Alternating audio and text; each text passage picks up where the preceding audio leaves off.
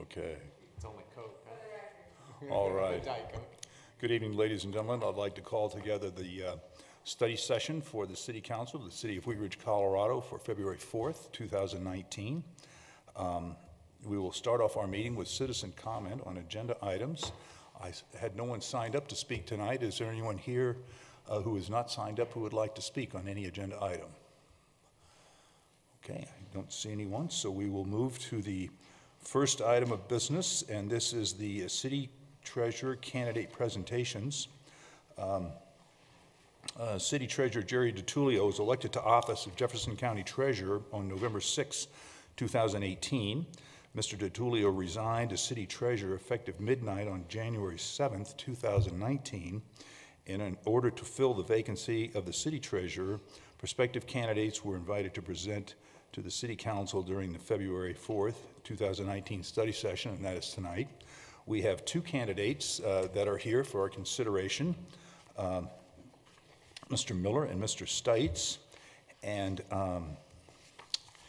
in a nod to the Super Bowl, we had a coin toss before tonight's presentation, and Mr. Miller won the toss and elected to go second.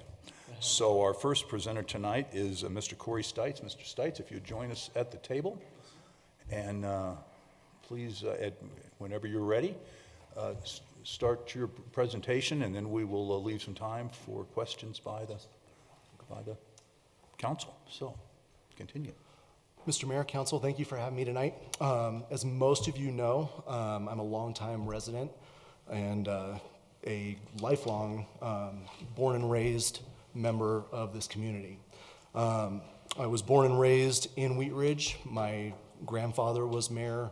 At one point, my father was city councilman, so you could say that politics in Wheat Ridge is in my DNA. When I was growing up in Wheat Ridge, I went to Colorstrand, to Everett, graduated from Wheat Ridge High School, went on to UNC up in Greeley. That's where I met my wife, Sarah. Graduated from Metro State University with a degree in business, a degree in history and a minor in business. I then went on to get my master's degree in organizational leadership and development. For the last few years, I would like to be able to claim that I'm a lifelong resident of Wheat Ridge, but I'm not. I spent a few years in Greeley in school. I had the opportunity to own my first home in Westminster, moved up to Arvada, and kind of my lifelong dream, raised my family here in Wheat Ridge. So for the last 3 or 4 years, my family's been here in Wheat Ridge. Recently, we were able to purchase my parents' house, so we're actually raising my family in the same house that my kids grew up. Start kindergarten at Colorstrand next year, where I started, so pretty excited about that. For the last 9 or 10 years, almost 10 years, I've owned Personal Achievement Martial Arts here in Wheat Ridge. We invest heavily back into the community. We raise money for the schools every year. We participate in the Carnation Festival, almost all of the local works, different festivals, things like that, the Criterium, Ridge Fest. Abilities that we have to get back into the community and invest in our community, that's what we want to do. In 2017, we were Local Works' Community Builder of the Year. In 2018, we were the Carnation Festival's Best Business Entry for their parade. In 2018, we were also voted, and we humbly accepted the award for Best Business in Wheat Ridge. So that was a big feather in our cap. We've worked really hard to achieve that status, and that's something that we want to continue to give back to the community with. We were also voted Best Business Award for one of the local magazines, one of the local parent magazines. One of the other ways I give back to the community is I'm the moderator for, and many of you guys have seen, the local Facebook groups, which keeps me pretty busy, but the Wheat Ridge Neighbors group has close to 6,000 members, the politics group just over 400, Buy Self Swap is close to 4,000 members, And Shop Local Wheat Ridge, which is a page that I manage for the local business community, is close to 800 members as well. So through that community and through those interactions that I have, I'm able to have interactions with thousands of people in our community and the communities surrounding it. And that shapes a lot of what goes on in the city politics, because I've heard several times during the city council meetings comments on Facebook, different things mentioned. So that is a big part of our government and our society today. Officially, one of the ways that I've given back to the community is some of the boards and things that I've served on. I was on Mayor Joyce Jay's Citizen Outreach Committee. We helped to improve communications between the citizens and the city. I spent a year on the Wheat Ridge Water District Board.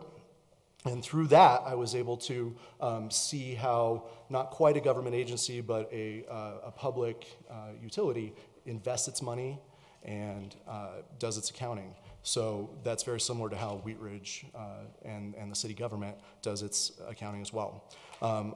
I was on the Jefferson County School Board Wheat Ridge Articulation Area Funding Committee, which we came up with a strategy for the articulation area as a whole, including one of my subcommittee was working on funding for the many outcomes of that committee.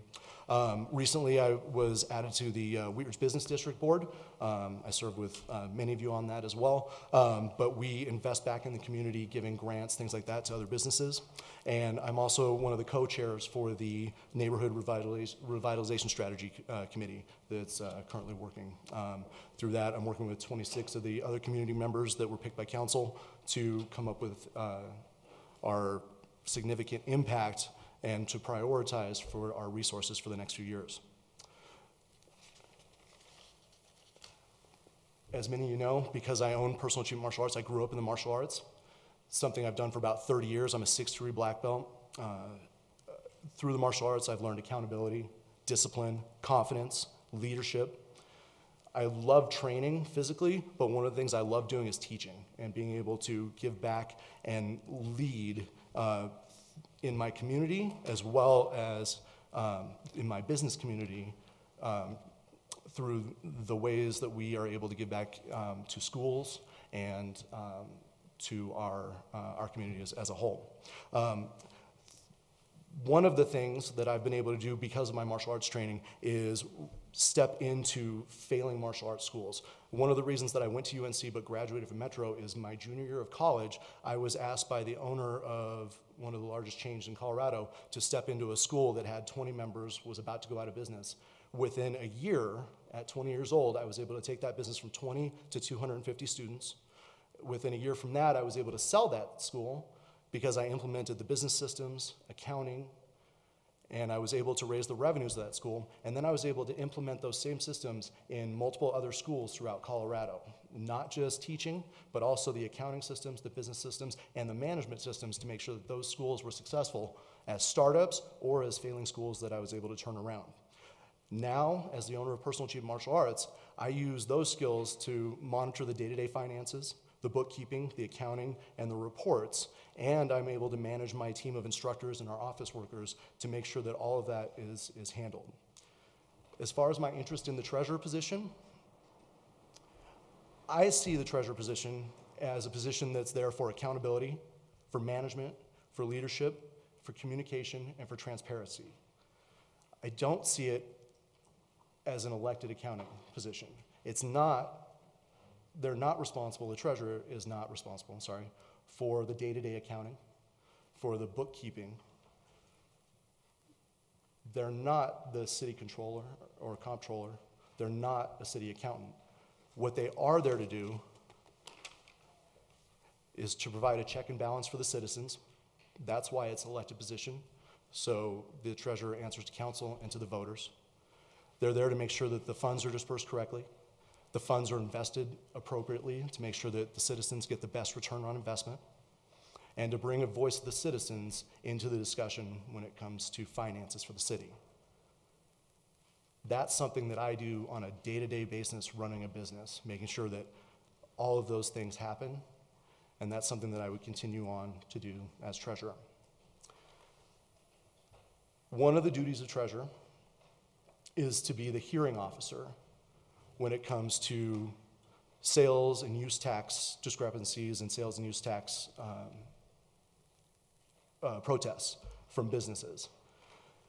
When I was meeting with many of the citizens and many of the council people preparing for this, something that was said to me over and over again was my strength as somebody who can make judgments, stick by those judgments, have reasonable decisions for those judgments, and despite public opinion, stand by those judgments.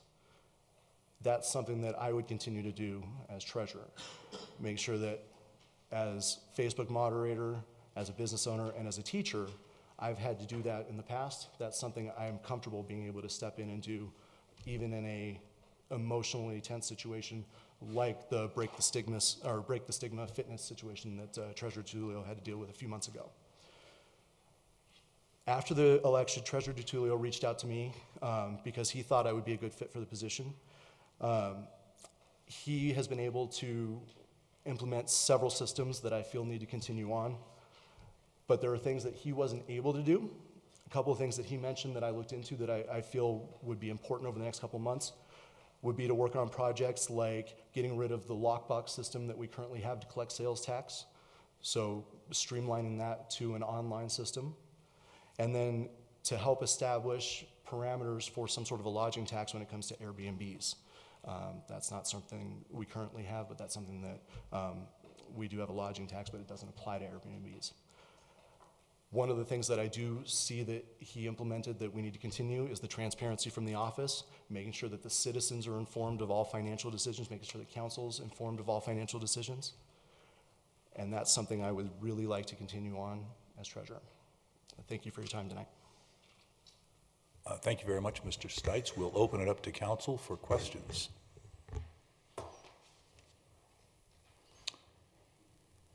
Don't all raise your hand at one time. Okay, we'll start with Mr. Urban. Well, okay, we'll start with Mr. Matthews. I'm going to assume that you have gone over section 3.1 of the charter, which is duties of the treasurer. Yes, sir. Is there something there that you find either really good or really bad or lacking or that you think should be changed? That's a good question. I actually think that it's appropriate for the elected treasurer to have a narrow scope of duties that don't tie too deeply, because you may or may not get somebody who's a financial expert or anything like that. That's been talked about several times, I believe. Because it's an elected position and because we don't have requirements as far as education like that go, I think that these requirements right now are appropriate for the position as it is. Thank you. Additional questions? Mr. Urban. Thank you very much, Mr. Stites, for being here. One of the questions I had was related to what you said earlier about the difference between the staff accounting of the operations of the city and the role of the treasurer. And so how do you see the role of the treasurer being different from the staff accounting? Absolutely. And I went over that pretty quickly in my presentation, but the staff accountants are responsible for the internal accounting for the city. So staff accountants are responsible for the debits, the credits, the general accounting, making sure that the balance sheets, that sort of thing is correct. The treasurer is more of an outside finance person, so somebody who's going to secure lines of credit, somebody who's going to be looking for better investments for the city. So that's a little bit different than what an accountant would do. So as somebody who's a business owner, that's something I'm constantly doing, looking for places to invest money. And like I said, while I was on the water board, that was something that I had the opportunity to see those government type accounts and that government accounting, which maybe I wasn't familiar with just being in the private sector, if that makes sense. Additional questions? Ms. Davis. So thanks for being here, because I know being on the hot seat's no fun. And I also appreciate all that you do, because I think you do a lot in the community, and you're definitely out there a lot. So I have just a couple questions. So In your work with some of the businesses, and I think picking up from some of the businesses, do you feel like a lot of the growth with some of your businesses, do you feel a lot of that was more from a marketing perspective or more from identifying through an audit perspective business issues through audit and money issues, that type of thing? Sure. Well, that makes sense. The answer is it depends. If a martial arts school, say, has 20 students, and you need about 100 students to survive, obviously you just need more students. That's a marketing gap. If a school that has 150 students can't, and a lot of revenue coming in, can't figure out why it can't pay its bills every month, then that's an accounting issue. So I've been able to look at both. Being able, if it's a marketing issue, that's easy to fix. Sometimes accounting issues are a little harder to fix because sometimes that means reducing employees. Sometimes that means, reducing rent and moving to a different space. So whatever that is, it's having those right formulas to make that work. So I think the answer is both, but I think it's important to make sure that the finances are correct in any business, because it doesn't matter what your product is. If your finances aren't correct, you're going to go out of business. So now, do you currently do your own accounting, or do you send it out and then review? We do our own accounting in-house. We do have an accountant that does our taxes and our payroll and payroll taxes, things like that. But obviously that's something that I audit. I don't do the general bookkeeping for the school all on my own. That's something that we share, my wife and I. But it's something that any of the reports are something that we both look at, make sure that we scour and make sure if there's places that we need to solve that, we do. So I think, I think one of the things that I think we talk about, and I think when I've talked to folks about, this position, and as you know, there's not a lot of folks that, not a lot of cities who have an elected treasurer position. And the folks that feel passionate about it feel that, oh, well, we need the general oversight. So the accounting principles and the knowledge of accounting principles is important to have, because I think that that's where you'd find, from a staffing perspective, you'd have to know that. So are you real comfortable with general accounting principles to be able to see and review the staffing's work in that perspective? I think that I've taken accounting classes. I've had that opportunity to review that both, in my current business and businesses before. And being on boards, I've sat through treasurer's reports and things like that. General accounting principles, yes. If there's things that I don't know, I will ask, and I will, make sure that I follow up and solve any issues that are there. General, I'm not a financial auditor, but, I don't believe that that's what the treasurer position also calls for. The city has its own auditors and it has outside agencies to do that. Again, this is the way I see it, and the way, when I speak to citizens about the treasurer position, it's more looking for those investments and making sure that the money is yes, the accounting is there, but making sure that those numbers are reported to the citizens and to the council, and make sure that those numbers are accurate. Yeah, I agree. It is a bullet in 3.1, but I agree. I think being an elected official, again, it's an elected official, so, necessarily, is that going to be someone who's always elected with that kind of background? You never know, but, it is one of the functions. So, certainly you would hope that somebody Yeah. who's applying or somebody who wants have that to knowledge. run for that would have that knowledge, definitely, Yeah. absolutely. Additional questions? I had one, Mr. Stites. This term is to fill a vacancy on the office that ends in November. Have you formulated an opinion as to whether, if you were appointed to this position, you would run in November? As I said at the beginning of my presentation, Wheat Ridge and politics in Wheat Ridge is in my DNA. So yes, I do intend to be on the ballot in November. Whether it's for the treasurer position or a different position, I'm not sure. But I do intend to be on the ballot in November. Okay, thank you. Are there additional questions for Mr. Stites at this time. All right, Mr. Stites, thank you very much for joining us. And we will now go to our next candidate, Mr. Miller. Mr. Miller, please come to the table, and when you're ready, you may begin your presentation.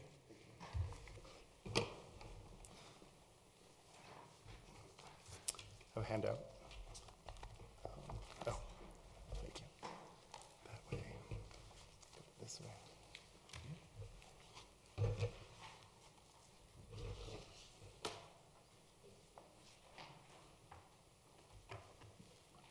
This way. Oh, got it.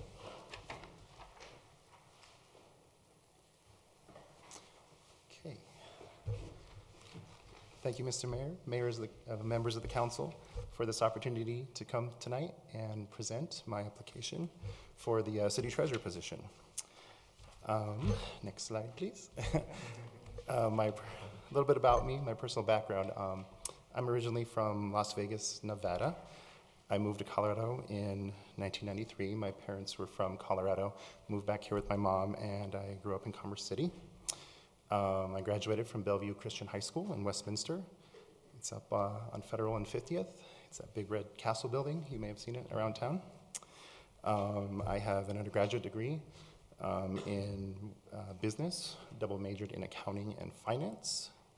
I really liked University of Colorado at Denver, so I stuck around and I got a double master's degree also in accounting and finance. I moved to Wheat Ridge in 2006 with my partner. He and I have lived there in District 3 in the Applewood Villages neighborhood for about 13 years now. My professional experience includes time at the state of Colorado, and I've spent most of my professional career working for the city and county of Denver. And I'll talk more about that a little bit later. My community involvement includes volunteering at various aspects and organized events for the city and county of Denver. They organize events for employees to volunteer, and I've done things such as graffiti mitigation, neighborhood cleanup, painting houses for senior citizens, and so forth. Locally, I contribute, or I'm involved in the community by volunteering as the treasurer of the Wheat Ridge Carnation Festival. I'm on the board. I've done that since 2017. Next slide, please. So my employment experience, for the most part, that's relevant to this position is at the city and county of Denver. I've worked there for 13 years. About the same time I moved to Wheat Ridge is when I got the job there. I spent 5 years in the Department of Revenue. I worked in the Treasury Division as a staff accountant, a senior financial management analyst, and in the Controller's office as an accounting supervisor. I spent 6 years in the Department of Public Works in the Program Resource Office. That's similar to a Program Controls Office or a Program Resource Office. Last week I noticed that you all voted for to approve budget for those services for AECom. So in Denver, we have an office that does that internally for projects. We also outsource some of those services for the bond projects as well.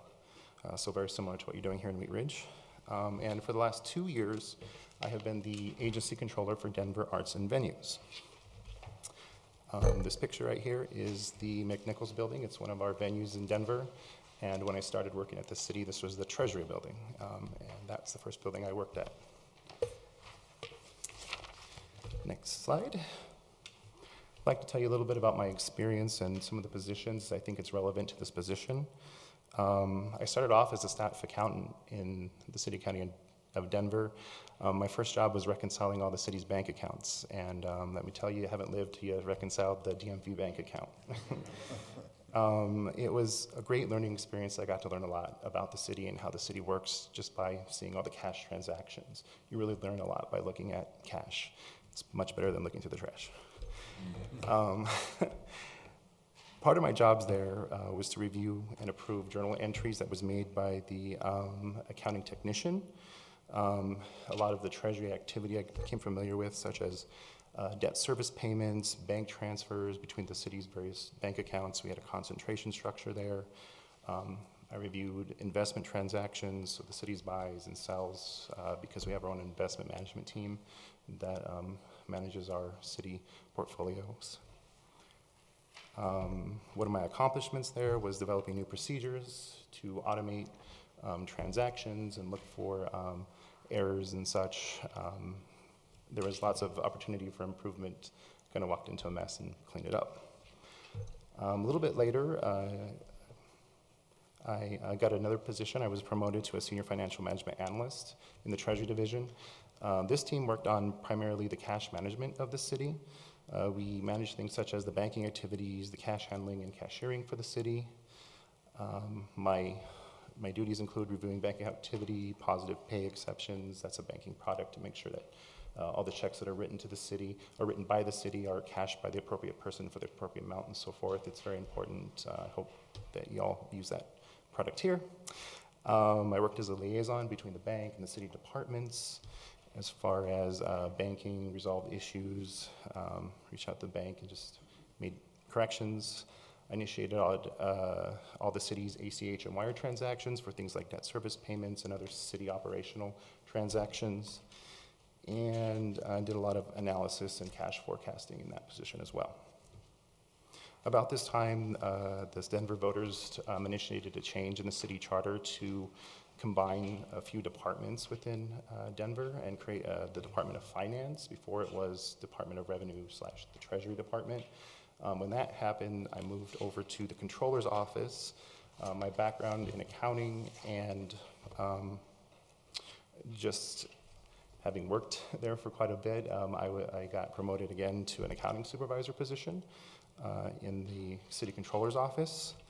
It was great because it was a lot of the work that I had done before, so I was supervising people that had worked in the positions that I previously held. My duties included reviewing citywide bank journal entries for proper backup, authorization, making sure that we followed general accounting principles. I still supervise the transactions related to the Treasury Department, things like bank reconciliations, property tax receipts, sales tax receipts, and all the distributions. Denver is a city and a county, so we collect not only sales tax, but also property taxes and make those various distributions.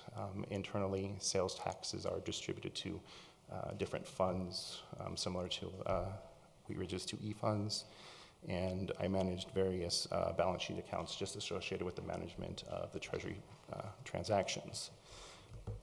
One of the big accomplishments I had in this role is I developed many procedures that would automate transactions, that would upload journal entries, accounting journal entries to the city's general ledger using Access and Excel. I didn't have to go out and hire a consultant to help me do it. I just kind of rolled up my sleeves, figured out how to do it, and it really helped a lot as far as a couple people retired and we didn't need to replace them, or didn't need to replace them to do data entry anymore. We replaced them doing something else, or we filled the positions for other purposes. And as also part of this job, my duty was to do the accounting for the city's investment portfolio.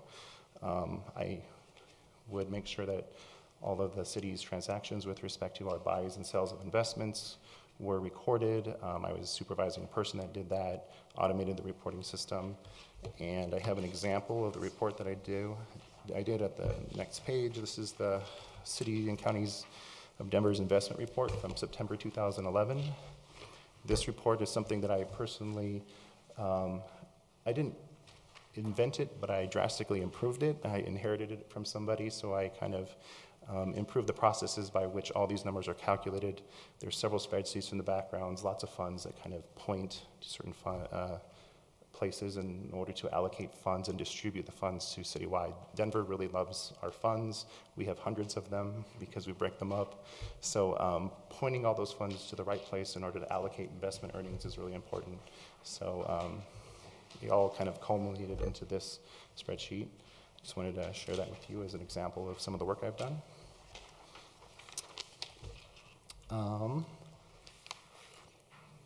After I worked in the Department of Finance, I took an opportunity to work in the city's Department of Public Works, where I worked in the Program Resource Office. As I said before, it's similar to a project controls office. There I became exposed to the city's bond program. We do lots of bonds, bond projects. In 2008, the city of Denver issued $550 million face value of bonds. And we need to implement all those into about 200 plus projects.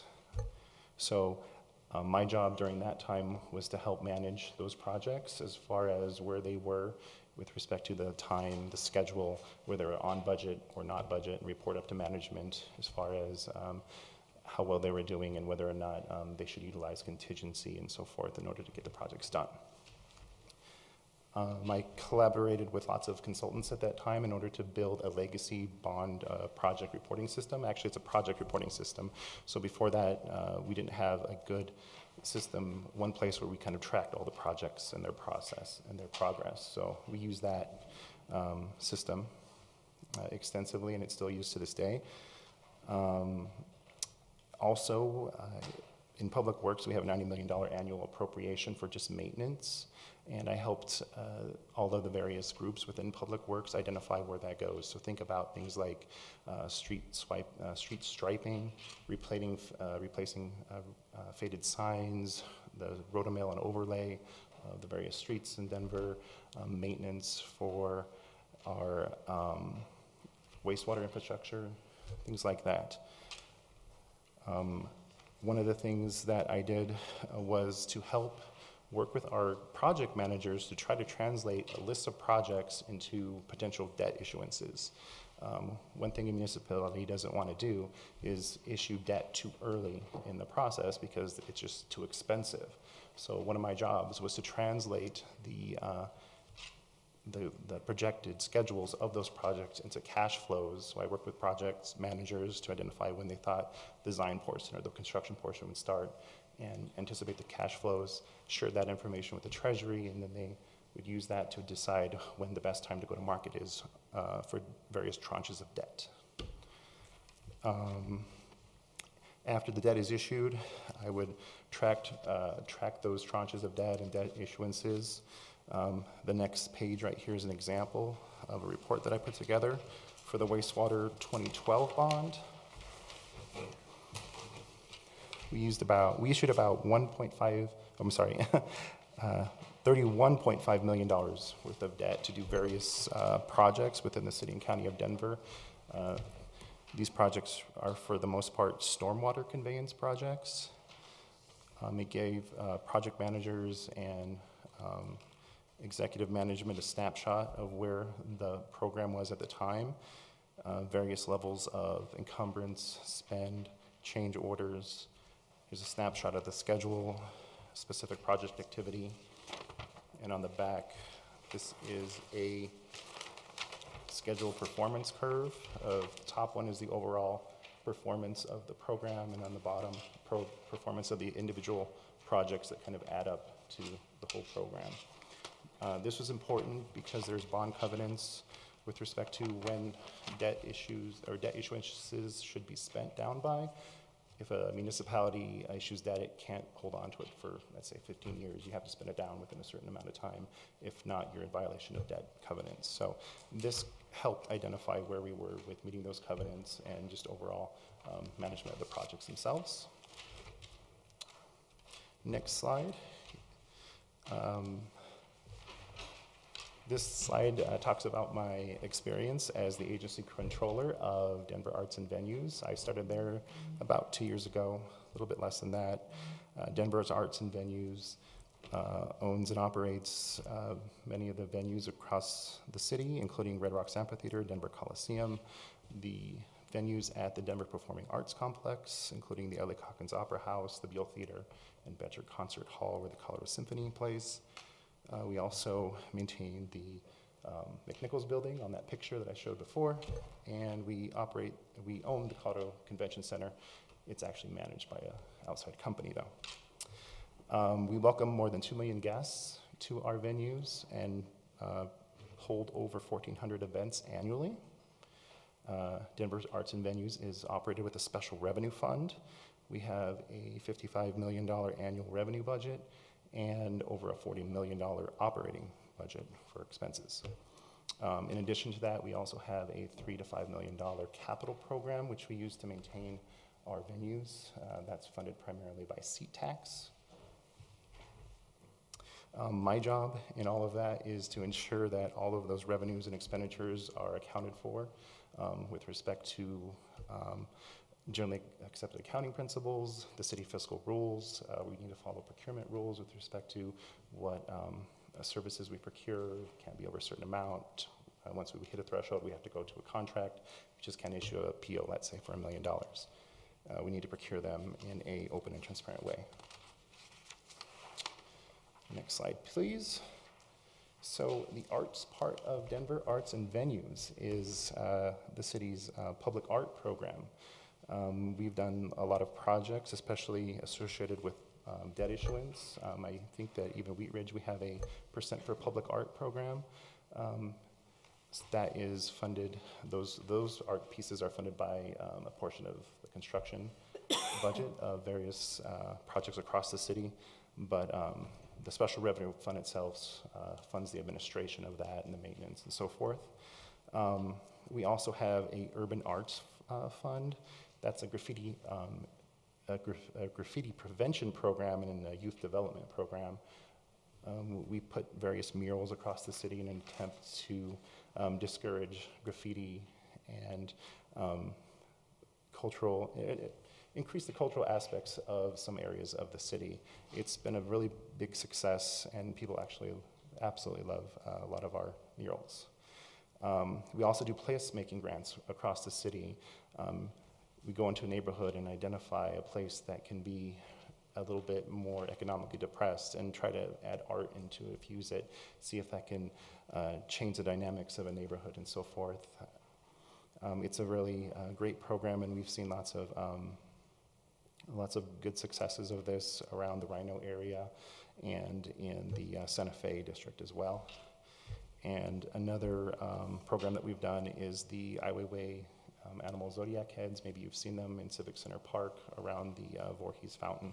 So that's an example of some of the work that the arts portion of Denver Arts and Venues does. What's great about it is that we use all the revenues and excess funding from our venues to fund the arts program that may not otherwise be funded. So that's how we fund these really great programs.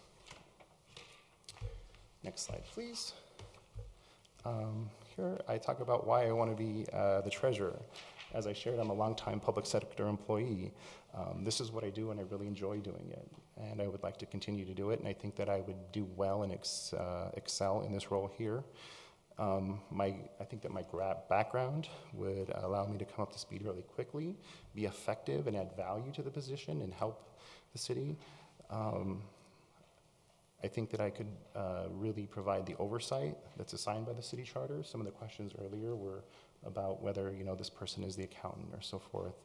I agree, this person is not the city's accountant, but I do think it's important for them to understand at least some of the transactions that are going on in order to interpret whether or not they're reasonable or not. With respect to investments, bank activity, cash transactions, and so forth. Another reason why is I live here too. I'm part of this community and I want to give back.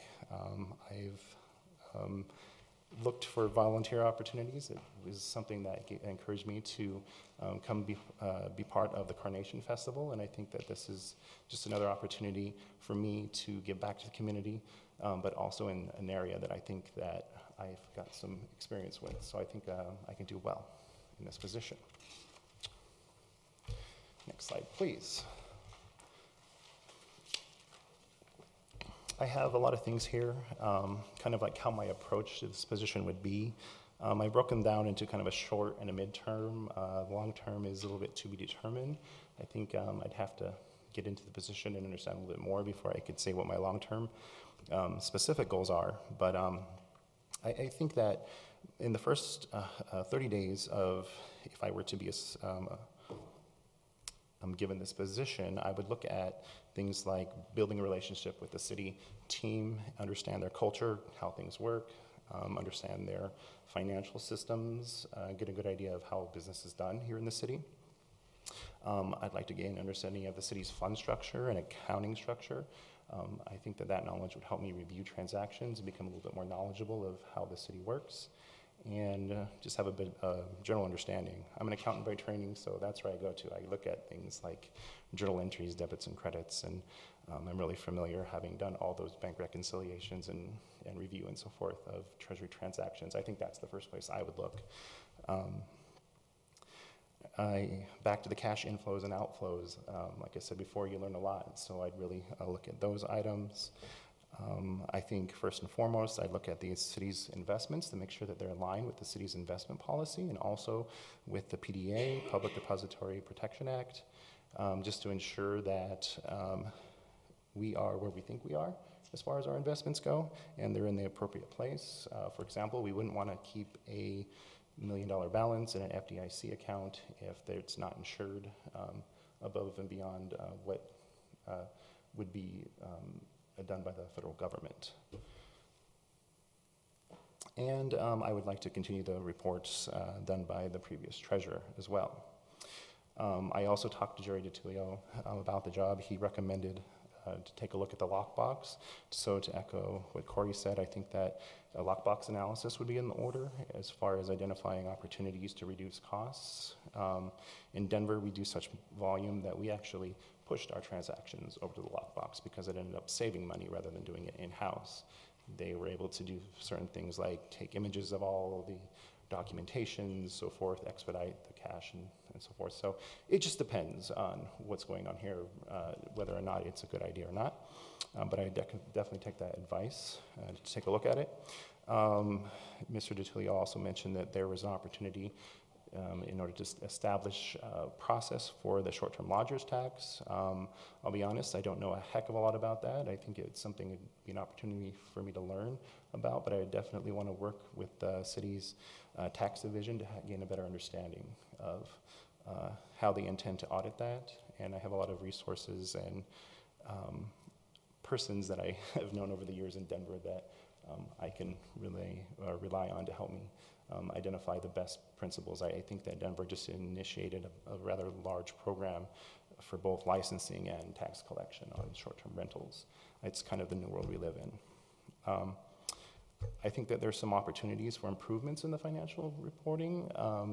As I understand it, Mr. DiTullio was the first person, or maybe to put them out on the website. I think that there's some opportunities to display that same data in a more dashboard setting that may provide a little bit better insight to the general public and decision makers about the overall rate of collection of sales tax. And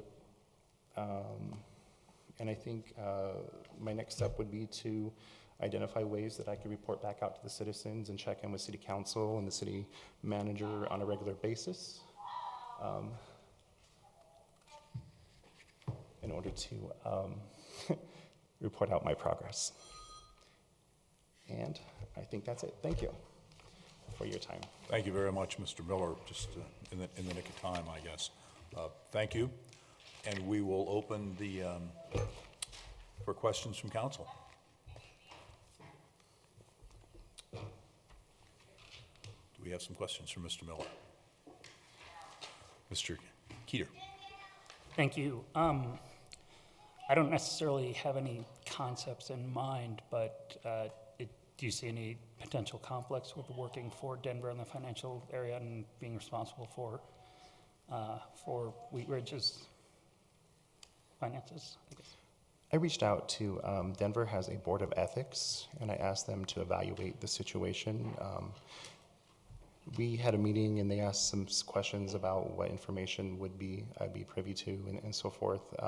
They didn't have any concerns. They thought that my role as the agency controller of arts and venues was far enough removed from the transactions of a treasurer in Wheat Ridge that they didn't say any concerns, but recommended that I make sure that I talk to my supervisor if anything would ever come up about specific transactions. So it's something that I would be cognizant of and work with both my supervisor in Denver, but also with the city attorney here in Wheat Ridge.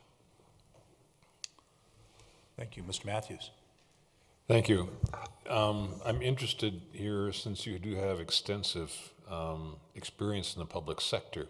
Have you taken a look at our charter and the duties of the treasurer, and do you view them as being adequate, or do they seem to fit what is your conception of what a city treasurer should have responsibilities for?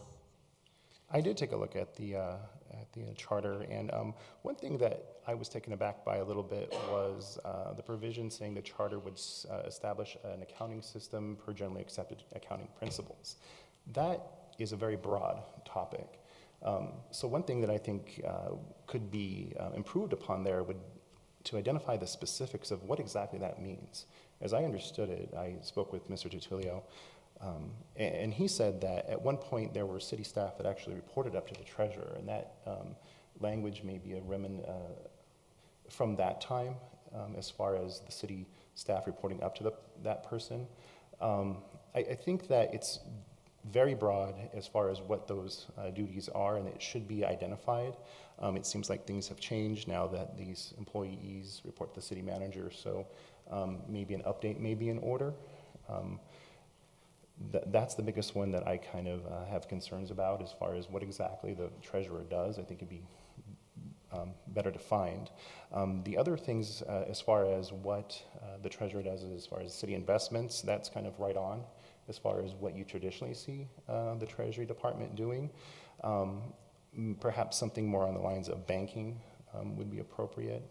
I'd be concerned if like city staff were opening bank accounts on their own without working with the Treasury Department. So there needs to be some controls and balances with respect to banking activities. Okay, and if you will have noticed, we do have the ability to change some things by ordinance. I mean, the charter is pretty general, and there's also a lot of treasurer's duties that are in our code of ordinances, especially regarding the sales tax and some of those different natures. So that would be one thing I would be looking forward to if you become city treasurer, is to try and review city treasurer's duties, and if we have adequately described them in our charter and in our ordinances. Are you aware that we are looking at potentially changing the pay structure for city treasurer? I think it was on the application. How much time, having looked at this, do you envision would be required to do an adequate job based on the duties as currently described? I've listened to many of the council proceedings and the study sessions of the last several weeks. I'm aware that the council is considering changing it for the next elected position's term. And I've also talked to Mr. DiTullio with respect to what the actual time commitment is. As I understand it, it is a part-time position. I'll be honest, I'm a full-time employee in the city and county of Denver, and I work a lot of hours. But I've also secured with my management the time necessary, I think, for this position. I'd imagine that it would be between 15 and 20 hours a week. Talking to Mr. DiTullio, listening to everyone's discussion about the position, I think that's about right. And I think that I will be able to put that time in. I plan to come and be in office at least one day a week for the full day, plus several half days, especially when I first get started, as far as learning the position and getting things rolling. So that's my plan if I were to be appointed to the position. I'm not sure exactly long term how much time it would take. If it needs more, then I would definitely inform the council and city manager of the time commitment necessary to fulfill the duties. But at this time, as far as what I know and understand about the position, I think I should be able to handle 15 to 20 hours a week in this position. Thank you. Thank you. Additional questions? Mr. Urban. Thank you, Mr. Mayor, and thank you, Chris, for applying. One question I had was relating to the need to moderate or arbitrate hearings or, relating to this position. Can you speak to experiences you've had in that role as being a moderator or an arbitrator of facts? I have not had any personal experience in that role. In Denver, we have a similar process for if you want to protest the amount of property tax, for example. So I've helped as far as the assessment division, working with them to identify who those taxpayers are in order to kind of protest your property tax statements. You have to pay the property taxes. So I did the accounting related to those protests and coordinated with the the assessment division as far as protesting those. So my experience related to those types of activities are primarily on the accounting side, not on the, let's say, arbitration and actually working those cases. But I am familiar with the process, and I believe that I would be able to evaluate the rules and effectively and reasonably make decisions. And then going back to David's question regarding your employment with the City and County of Denver and potential employment with the City of Wheat Ridge, just getting down to the brass tacks of it, how would that work? Would that work with the City of Wheat Ridge be done during the day while you're at the City and County of Denver? Would it be done here? And how would you deal with that sort of bouncing from one spreadsheet to the other? Well, I think it's a little bit of both, actually. I would do a lot of remote working, I think, on weekends and nights when I'm not working for the City and County of Denver. As I said before, I plan on being at least in the office 1 day a week here. I think being here and working with the team and getting to know them is really critical as far as one's success in this position. I work remotely quite a bit in my current job. I work from home a couple days a month. So I'm kind of used to that remote working aspect of it all. Once I become familiar, assuming I get the job, with the duties, I think that a lot of it could be done remotely. And when it just can't be done, I'll find the time and just make it in. Okay. And then just as far as your involved in the community, I understand that you have been working with the Carnation Festival committee for quite some time. Is there any other positions or services that you've been involved with within the city? Not specifically within the City of Wheat Ridge, but if things don't work out for the Treasury gig, maybe I can talk to my friends in the Cultural Commission and see if they'll let me participate in that team. I am looking to become more involved in the community one way or the other. Mm-hmm. So, and my involvement in Denver Arts and Venues and kind of the arts and the cultural programming there, I think would also lend well to that team and that group. So we'll see. Thank you. Ms. Davis. So I think you mentioned one thing, and I think Patrick had mentioned it too a couple times, regarding Section 3.10, and a lot of it's around the supervision of staff, that's really not in the job description any longer. And I think, Patrick, you've confirmed that as well, correct? That, I mean, as far as like job, he doesn't do the reviews and those types of things. He probably works alongside them and the work, but as far as the general supervision of staff, like it may have been many, many years ago, that's not the case. Yeah, correct. That was switched in, I think, about 2002, is when the treasurer at that time was resigning, and recommended to City Council at that time that the staff should be managed and supervised by full-time staff instead of elected official. So I'm just curious. So from an accounting perspective, in some of your audits at the city, have you uncovered some things? Can you give an example of something that I'm going to use the words generally accepted accounting principles? Have you uncovered anything in your work in the City and County of Denver?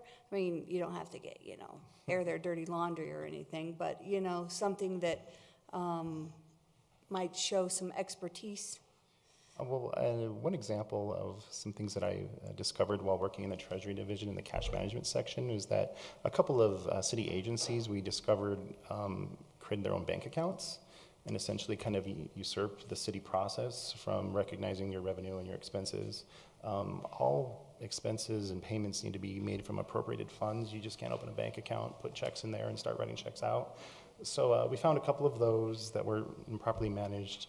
So we had to close them down, bring them into the city, and make sure that they were managed properly by a city bank account, again, following all the PDPA requirements and so forth.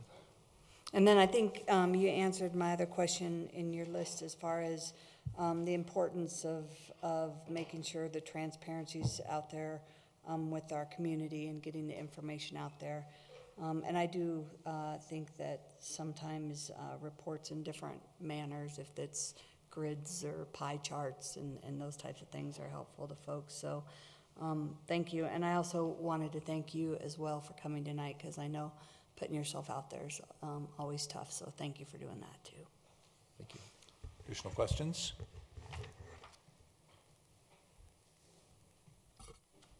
No, I was hoping you were going to repeat your question from. Okay, well, I wanted to make sure that council had covered all the questions. So thank you very much, Mr. Miller, for coming tonight. I will ask you the question that I asked Mr. Stites. If you were selected to this, have you formulated an opinion as to whether you would run for re-election in the fall? Absolutely, I think I would. I don't think that I would be here tonight if I didn't want to run for this position, unless I get run out of town. Hopefully that won't happen, but I'm definitely interested in continuing this position. I think that, like I said before, it's something that I can do and I can do very well, so I'm excited about the opportunity to give back to the community in this manner. But if it doesn't work out, then perhaps there's other opportunities for me to give back to the community in different ways. Well, thank you very much. So if there's no more questions of council for you, I would like to thank you again and excuse you. And we will get ready to move on to the next one. But thank you very much, Mr. Stites. Thank you very much for coming. Patrick, can I ask you just a general question? What, as far as time in the office, what do we generally see of the treasurer? I mean, I guess we didn't, we asked one candidate that, and I don't know what the general expectation is.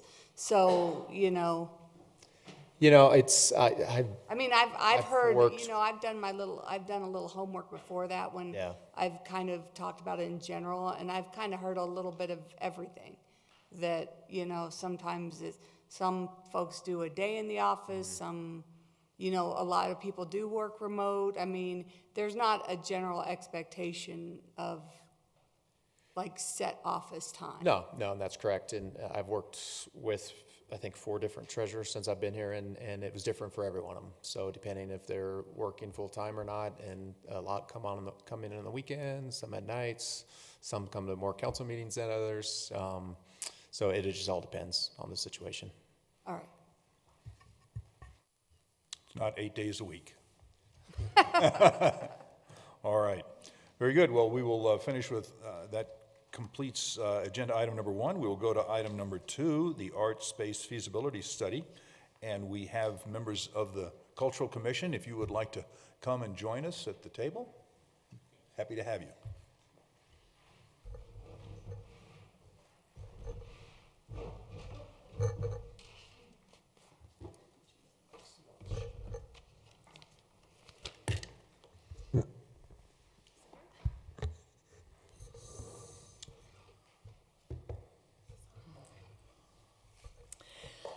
Hi, I'm Diane Robb, Chair of the Cultural Commission, and it is my privilege tonight to introduce you to Art Space. I first became aware of this organization about 6 months ago when I attended a forum on art and real estate. Since that time, I have researched this organization and presented it to our Cultural Commission.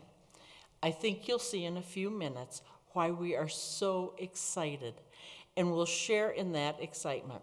I have spoken to a number of you personally, as well as members of the community, and the response has been extremely favorable. A number of cultural commissioners are here this evening, as well as Krista Lewis of Local Works. The Art Space representative is here tonight to share with you the potential opportunities for Wheat Ridge, and you will then start to understand our enthusiasm. Let me introduce to you Ms. Shannon Jorn with ArtSpace. Thank you, Diane. Is this? Yep, okay. Thank you, Mayor and Council and Diane and the Arts Commission for inviting me to meet with you tonight and introduce ArtSpace to you, share a little bit about, talk in more detail about our pre-feasibility study process and answer your questions. ArtSpace is a nonprofit organization, and we have been around for about 35 years. We are actually based in Minnesota. Our home base is in the Twin Cities. We work all around the country. I'm happy to say that I now live in Colorado. I've been here for 3 years. I'm the one ArtSpace person on the ground here. And so again, we're a nonprofit organization, and it is our mission to create, foster, and preserve affordable space for artists and arts organizations. We are known for our work primarily as a real estate developer, and so we have to date developed a total of 50 projects around the country. We have about another 15 in our development pipeline. These are all different kinds of real estate projects that serve the creative sector. We're very well known for our live work housing product, but we create a lot of different kinds of space for the creative sector. We have done a lot of mixed use work. Our housing work is workforce housing, and we use finance tools that are geared for the creation and preservation of affordable housing. And we also have in our pipeline more than 3 million square feet of non-housing space. So this is working studio space, performance space, exhibition space, retail space, collaborative space, you name it. Again, we are a nonprofit, and so our style of working in communities is to be invited. We are not a developer that's out looking for the next place to be, but rather this is a very patient community development process. And so we wait to be invited. We wait, somebody picks up the phone and calls us, and we start a conversation, and things go from there. So I was happy to meet Diane last fall when I presented at a Colorado Business Committee on the Arts Real Estate Forum panel. And she came up to me afterwards and introduced herself, and then I had the opportunity to make an introduction to the full Arts Commission, and it was just a sort of general overview of who we are and what we do. But the Arts Commission is seriously interested in taking a first step with ArtSpace, which would be to contract with us to do a 2-day feasibility study. And so this process for us is can be the first step in what may lead to an ArtSpace project, but we frame it frankly as a standalone piece that is more or less a fact-finding mission for us and for you to learn more about your creative sector and what their needs are and what the opportunities are for shoring up the sector, whether that leads to real estate development or not. And so the process is to come and we would work with the Arts Commission to plan a very full active 2 days where we would be conducting focus groups with various different groups from your community, having a big community public meeting, and really looking at 6 different criteria area that we know are important for basically assessing what's the what and what are the opportunities in Wheat Ridge. And those criteria area are project concept. We're trying to gain a sense for, is there some potential for some kind of real estate project, and what kind of project would that be? We are trying to gain a sense for who is the creative sector in Wheat Ridge, so the arts market. What are the creatives and working artists in your community? Who are they, and what's the demand from them around space or otherwise? We want to gain a sense for how much your local leadership is interested in meeting the needs of your creative sector. We're trying to gain a sense for what are the local or state financial resources that could be put into some kind of effort. We are looking at potential sites for possible real estate development. And then we're also trying to get a sense for what are your other community goals, and how might an arts-related development project line up with other goals. Other goals can be all kinds of things, from affordable housing to historic preservation, economic development, and overall just arts support. And so this pre-feasibility study, it's again a 2-day process. It's very intense. There's a lot that goes on in those 2 days, and then we go away and we write a report.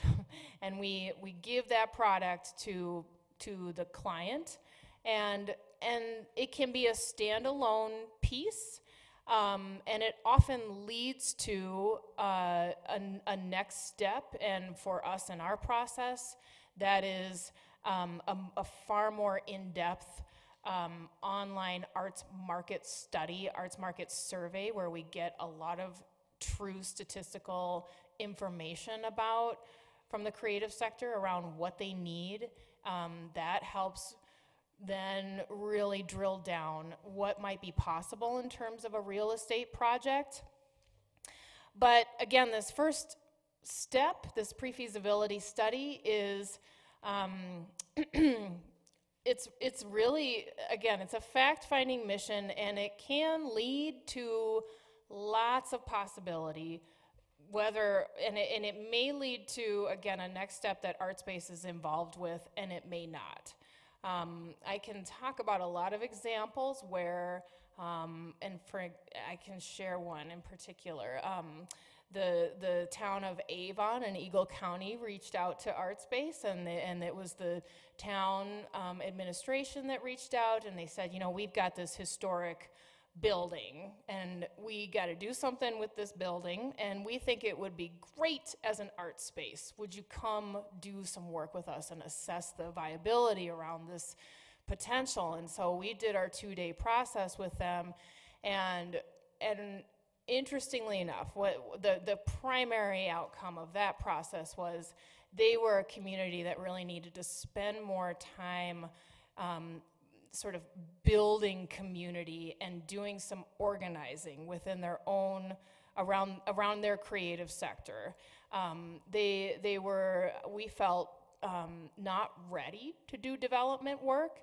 That we suggested that they form an arts council and that they do some work organizing their creative sector first. And so that's just an example for how this 2-day feasibility process can illuminate a lot of different potential, and it's not necessarily real estate development.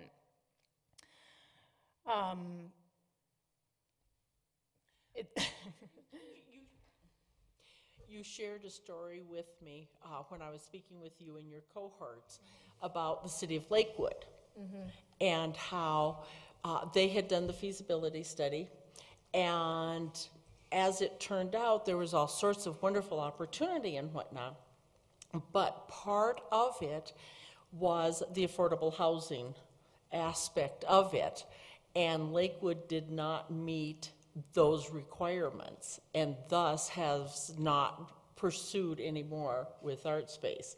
It's looked at frequently, but nothing has gone forward because the affordable housing aspect of it was not there. Sort of. And That's why I have you here. Sort of. That's not quite right. But I think the point being that this is a process that, again, if the city of Wheat Ridge with the Arts Commission is interested in really looking closely at your creative sector and gaining a sense for what does the creative sector here need in order to thrive, and what are the infrastructure pieces that need to come together in order to stabilize and support and potentially grow the creative sector. That's what it's all about. It may be that you find out that there's opportunity for development, and that as you're in the conversation with other private developers about doing work in Wheat Ridge, you now have some information about your arts and culture community needs that you can articulate to a whole development community, for example.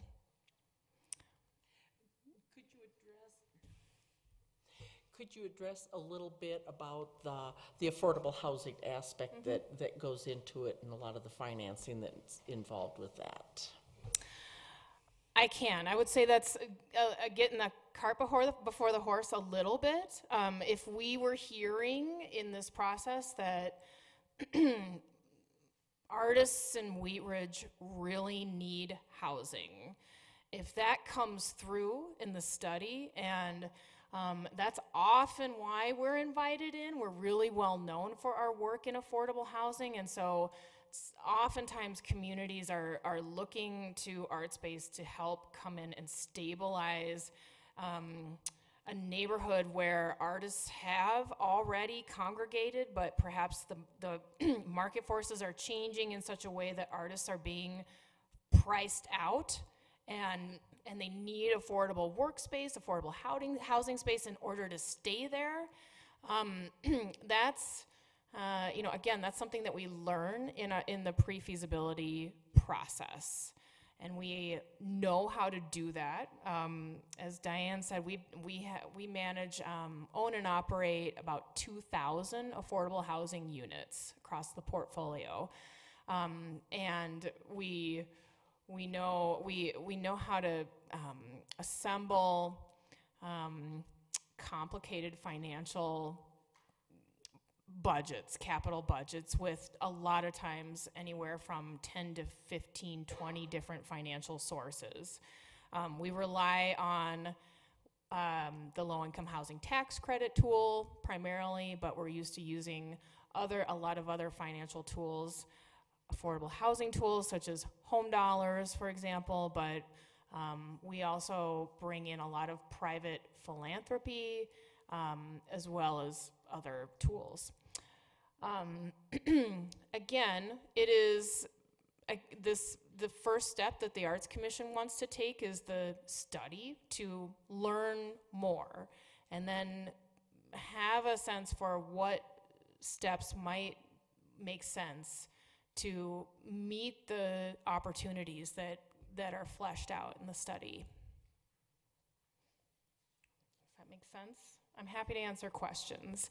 There's a much bigger picture around what we do, but I want to stay focused on the pre-feasibility study process and what it's intended to do and what often comes out of that. Thank you very much. Nice presentation. We'll go to questions. Ms. Dozman. Thank you. I really appreciate you being here and explaining this process, but I did have one question because I noticed that in your preliminary feasibility visit that you recommend for communities with populations of more than 50,000. and an established base of local support. However, we don't meet that by about 20,000 people. So how would the process be different in our community versus the other ones that you've been in? I think that's a little irrelevant. We're doing a lot of work in communities that are smaller than 50,000. In fact, you've maybe heard ArtSpace's name in relation to a statewide initiative here in Colorado called Space to Create, where we are working with the Colorado Creative Industries Agency from out of OEDIT and Department of Local Affairs and the Betcher Foundation as a collaboration to see these kinds of arts development projects happen in rural communities. So currently at work in Trinidad, in southern Colorado, population of about 9,000, and Ridgway in Ouray County, population 900. The work can be done in any size community. The piece about local support, however, is important, and that's one of the criteria area that we would look closely at in a 2-day study process. Continue. Just a follow-up question. So what does that process look like? Like, can you just give a general overview of that 2-day process? Yeah, so we would, we're waiting to be invited in. So in this case, it would be natural that the Arts Commission would really be the community partner working with us to help us plan these 2 days. We need some help on the ground so that we can get all the right people together for various meetings and conversations. But it's a really busy 2 days, and it includes, I want to say 3 to 5 different focus group sessions, and we're going to bring different groups from different sectors together. We want to invite folks from the arts sector to a focus group. We want to invite folks from the local government to a focus group. We're going to invite folks from the local business community to a focus group. Folks from who represent sort of the local financing sector to a focus group. We will have already identified sites, potential sites, whether they be existing buildings or vacant parcels that could be available for redevelopment or development. We want to walk around and tour your creative sector as much as possible. We want to know what already exists here and how either arts organizations or creative businesses are currently meeting the needs of the creative sector. We want to get to know the community in that way. We'll have an evening public meeting, open to the public. We want a larger group from the community to come and hear a presentation about who we are and what we're doing and what we're trying to learn, so we can get more feedback. And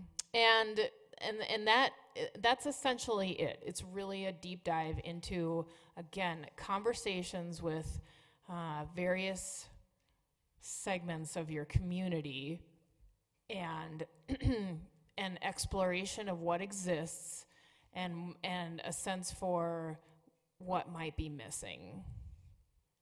Ms. Davis? I just have a question. So, as you know, we're close to a lot of communities. Yeah.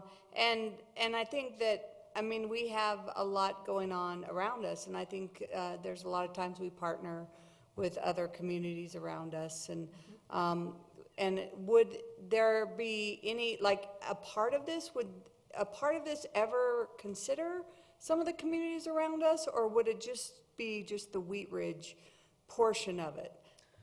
I think that would be, that's possible.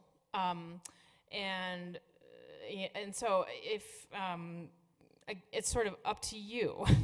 If you're interested in really looking at Wheat Ridge and Wheat Ridge only, that's one path. And if you're interested in bringing other nearby communities into this conversation and looking more broadly, that's also possible. We're really flexible in how we can do what we do and how we can help you figure out what's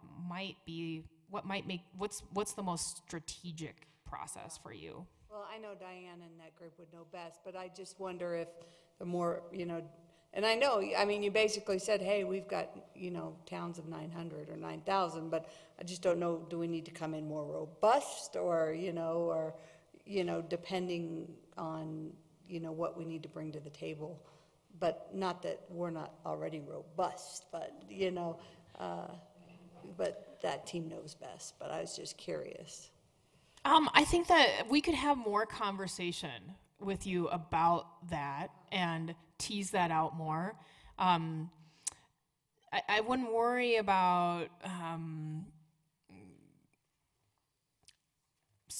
don't know if it's about robustness. I think if you already have strong relationships, especially around your arts sector, creative sector, if it's a natural in some ways to collaborate with other nearby communities, that could make a lot of sense. Yeah, okay. Okay. Additional questions, Mr. Urban?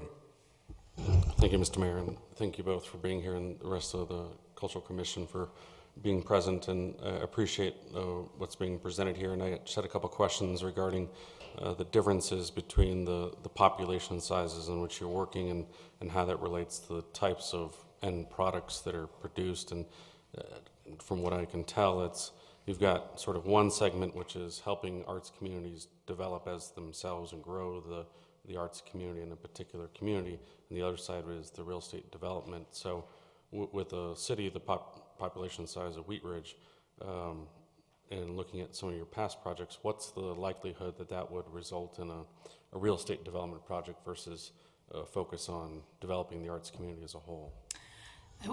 So I wouldn't, it's a natural question to ask about sort of population size and how that relates to the final product.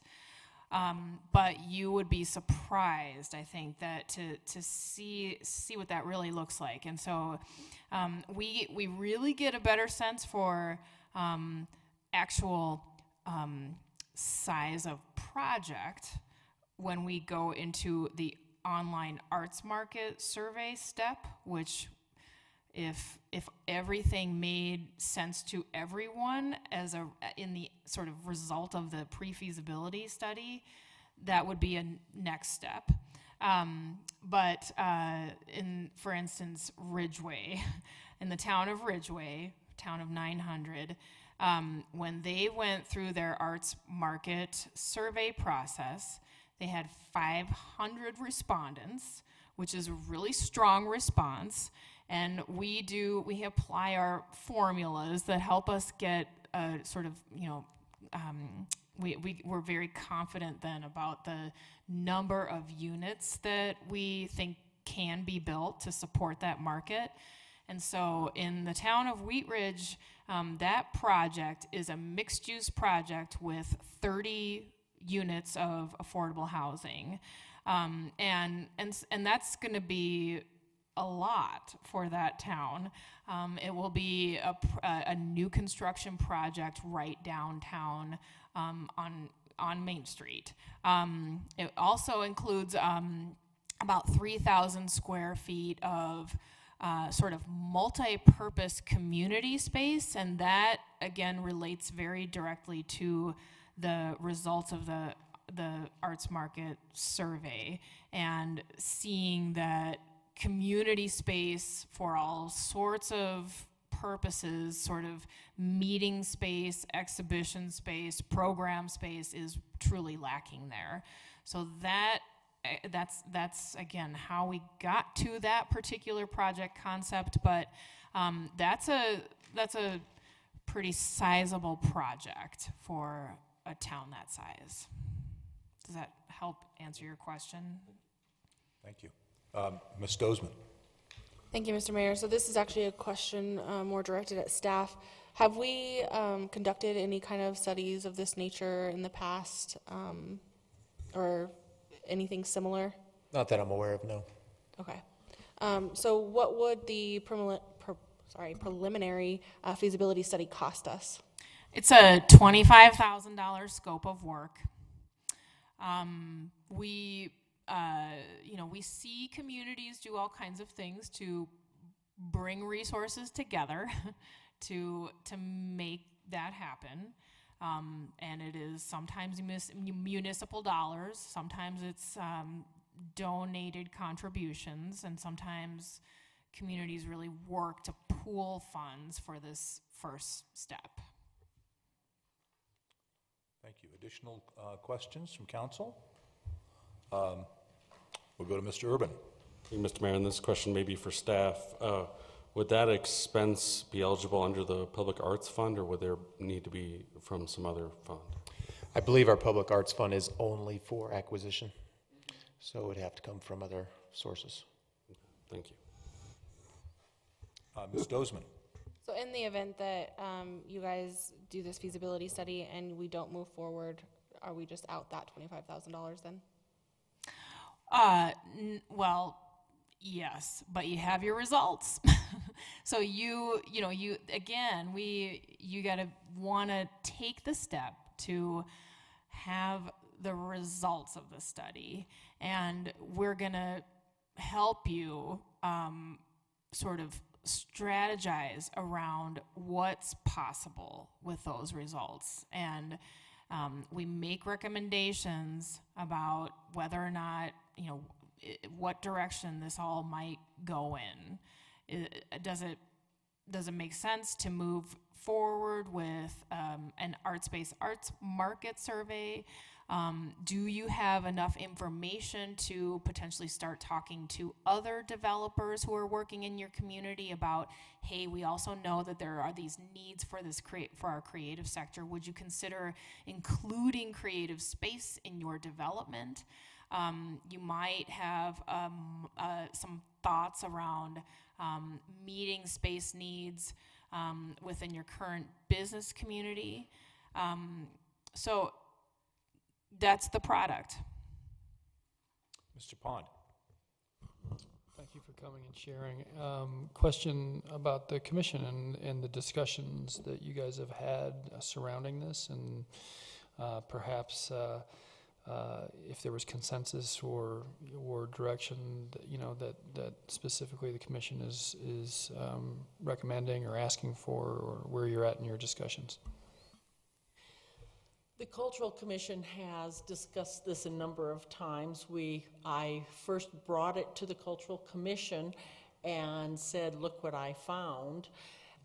Everyone was very excited and said, let's bring them in and talk to us so we can get a better feel for it and whatnot. After ArtSpace left and they did their presentation, the Cultural Commission as a whole felt that we would love to move forward with this.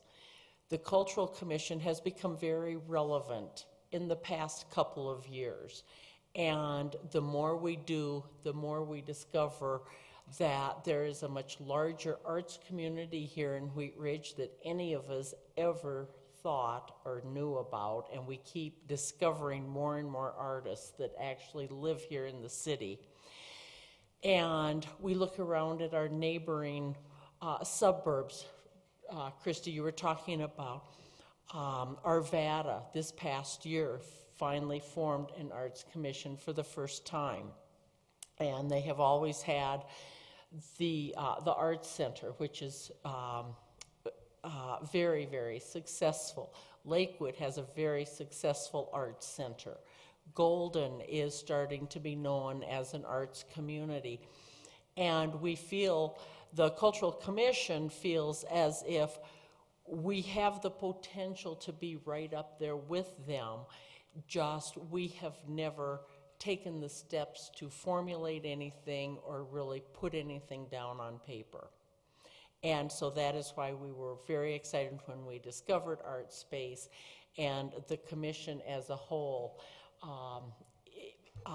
would like to see us move forward with this. Ms. Dozeman? How large do you think our creative sector is? How large do you think our creative sector is? I can't answer that. I would, and if any of the other cultural commissioners haven't, it would not surprise me if we had a minimum of 100 to 150 artists here in this city, both full-time and part-time. So what kind of a need do you see within that community for affordable housing? And what do you envision as far as a creative space? Personally, what I see is that there is a need for affordable housing for the creatives. There's also a huge need here in Wheat Ridge for a community space. And I'm not talking just about artist studios, but I'm talking about a space that can be used for theater, for dance, for just as an example, Wheat Ridge Reads. We had the most successful Wheat Ridge Reads where we had over 30 people attend just one event, and there were 2 other events that also pulled a large crowd. And we struggled as a cultural commission to even find a meeting space for something like that, besides just the rec center. Mr. Bond? Well, if I could, I'll just make a couple of observations and comments in reaction to it. I think I'm intrigued by it. I think it's a great presentation, and I agree that the commission has been activated by a number of forces, good leadership and great participation, certainly as part of it. And I do think it's interesting that we're finding kind of another vein of heritage in the community, which is our arts heritage as well. I think that, and I think we've heard that from you over the last couple of years, and that's very interesting to me as well. And on a personal note, I have a couple girls who I'm sure are not watching this, so I'll brag about them anyway. But I can see artistic talent and hope that they will follow that. But providing, like you said, community resources and activity and momentum for that, I think would be important. Just their dad telling them to do that is not quite enough. But I honestly see it in them, and I hope that our community can stand up to meet that at some point. So I support this. I don't know. I think there's some other things that probably need to be discussed, quite honestly. I feel like there's some pieces about this that are exploratory in the same vein as the NRS work that's going on, and I think that we would be mistaken not to properly dovetail that. And I think that just takes some conversation perhaps to understand how it might be dovetailed appropriately, so that we're leveraging the engagement and information that we're getting from our NRS committee and the data that's coming out of that to then perhaps tie this pre-feasibility study, which kind of takes another stab at getting some data that likely will either support or find where we might be able to achieve even more success than we're seeing right now. So I support that. I don't know exactly how it moves forward, but I'm intrigued by this. I think it's in alignment with a lot of the work that we're doing in the community right now, and would be a good add to that. Ms. Davis? I just want to add on to what Mr. Pond had said. You know, it is something that I support. I know I've spoke with a few of you about the project. You know, what comes to mind is it kind of goes back to that kind of private-public sector type of relationship that we need to create. And I think it's hard to kind of do this study without also trying to find that relationship of that private-public sector relationship. What comes to mind is Fruitdale. Like Fruitdale would have been like perfect, because that would have been like perfect had we had known this a few years back. And that gymnasium and all that, perfect. But I think we need a relationship like that, and I also think we need a developer, even, you know, like we have some prominent developers in our city, you know, even like Wazee, who, you know, they're familiar with some of the housing credits and those types of folks that are familiar with those types of credits that would probably help with if we have a study going, and you know, they might be willing to partner with us on a parcel that's identified. But I think that those are kind of discussions that we as community development, as a city, probably need to also start making those discussions before we say, okay, let's go and do this study. It's almost like we need to also have that partner there with us if this feasibility study does come out to say, hey, yeah, it looks like we do have an opportunity here. We need that partner there. We can't just go, oh, we have an opportunity here, and uh-oh, you know, now what? So it's almost like we need to bring them together at the same time versus, okay, let's just pull $25,000 out and hope for the best. I think we need to nurture both those relationships at the same time.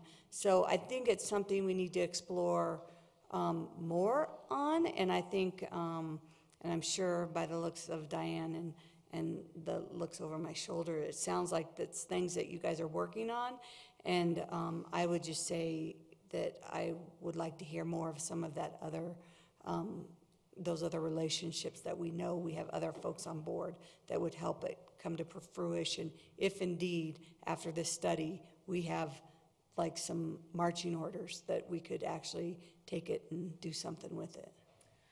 I just would add that we, the staff at ArtSpace is, you know, we're pretty easy, and so if Diane or others want to have a next conversation and kind of get more into the nitty gritty, and you want to brainstorm more about the kinds of things you're talking about, we can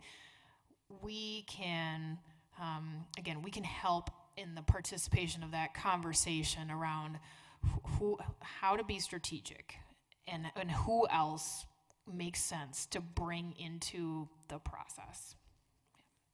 Thank you, Mr. Matthews. Thank you, because it's interesting, because Fruitdale also cropped right into my mind.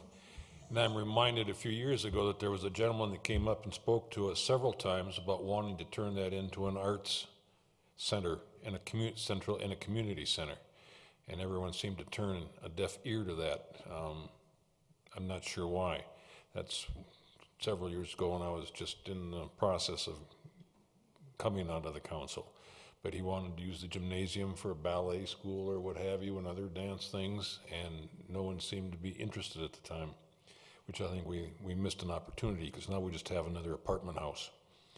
But that being said, I was thinking about this, and you know, and we look back at art and art history.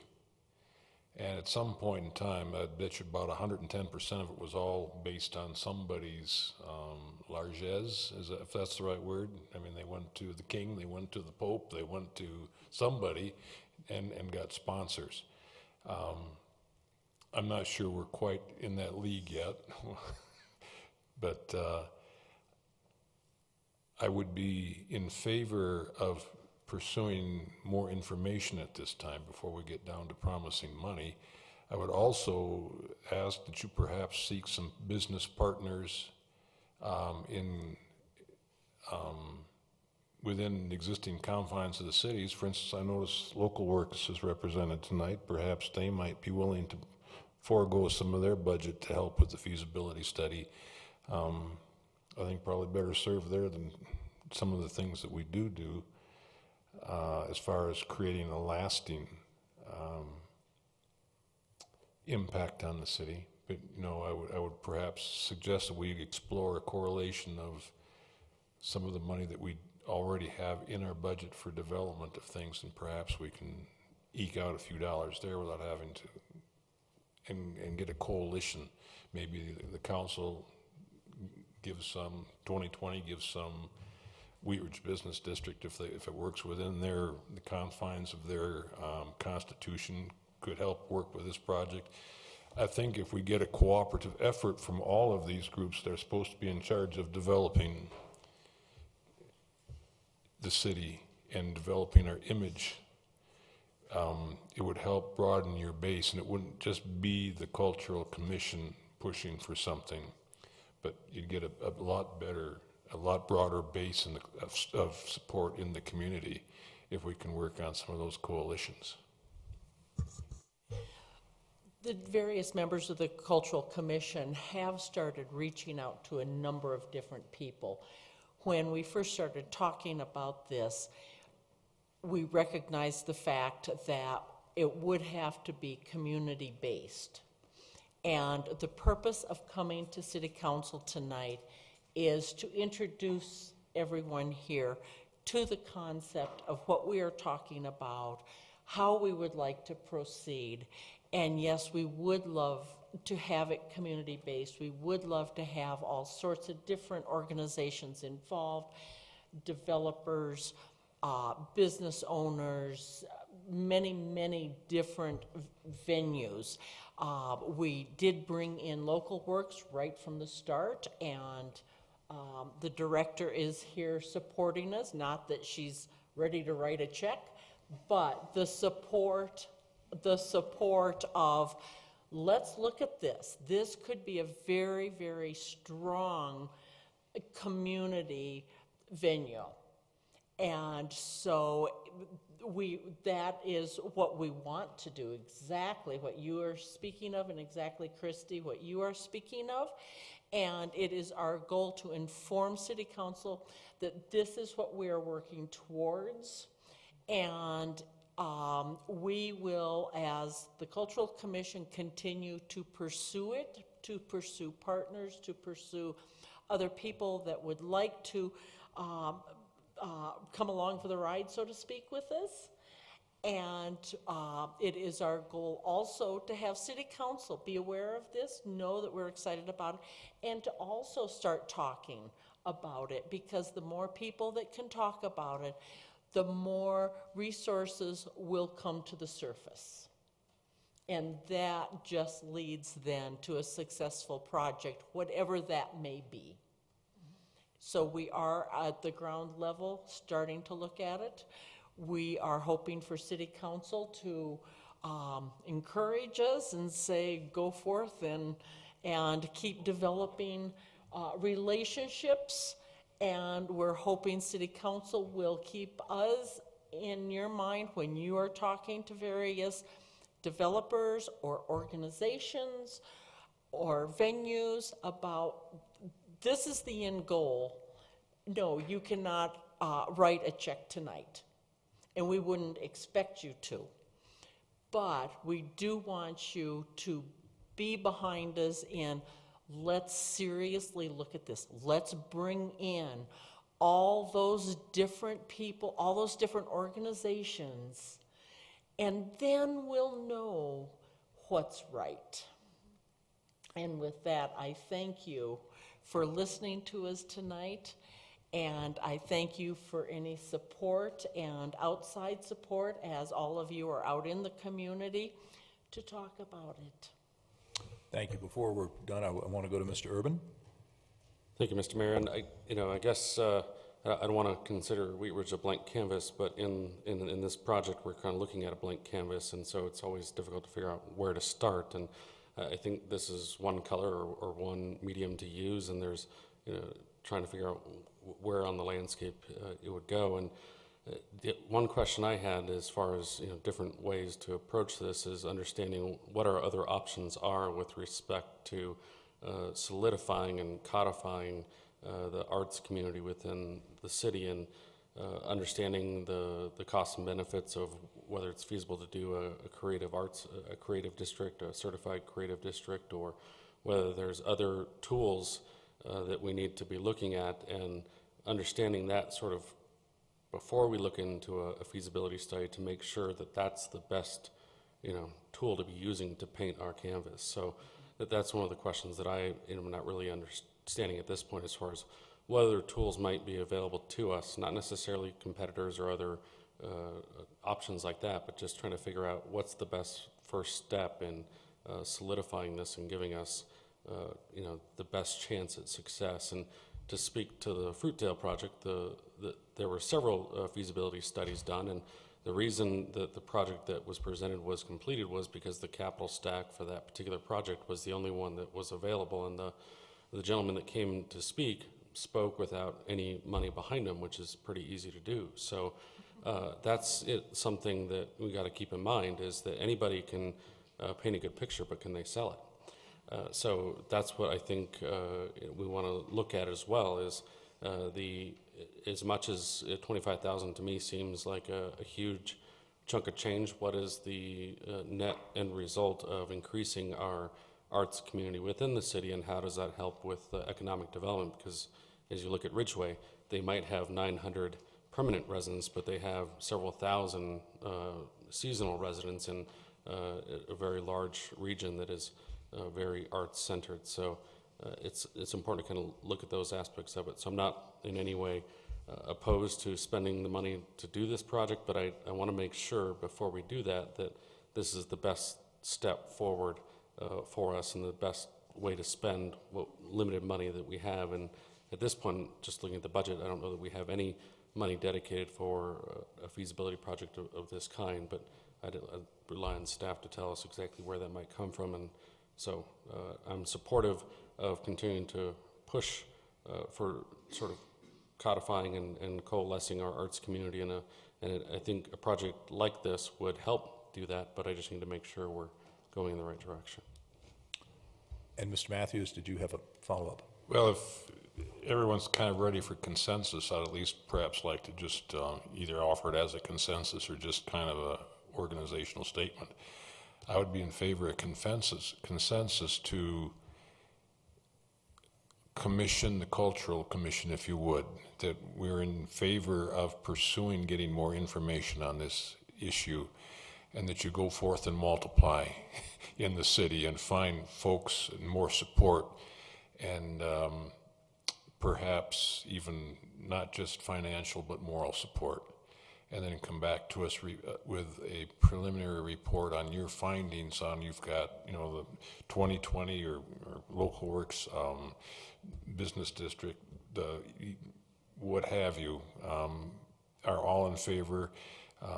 Carnation Festival would like to work with you on something, perhaps, at the next Carvation, to help promote and start getting publicity and public support out on the front page. And then, and when you're ready, come back to us with perhaps some more concrete details. That was the form of a consensus. How does the council view that? We have support for that, so, and along with that, we would express our thanks for a terrific presentation and a very interesting program. And we've got some real direction to go there, so thank you very much. Thank you. And I don't know if you all have seen the Colorado Business Committee of the Arts, their 2017 economic activity study. There are some very strong numbers in here showing the economic impact of arts and culture within a community. So I will share these with you. Thank you. And thank you, City Council. Thank you very much.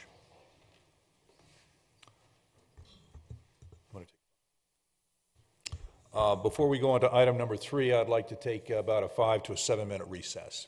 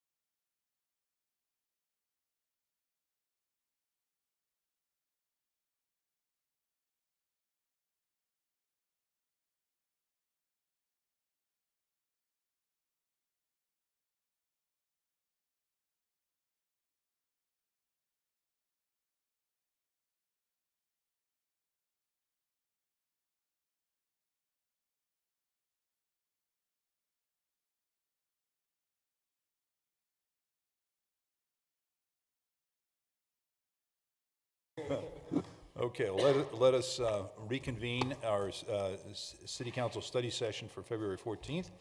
And we are going to item number 3 on our agenda, discussion of the procedures for appointments to boards and commissions. And we have our attorney, Mr. Dahl, here. Mr. Dahl, I will, Yeah, I'll start it real quick.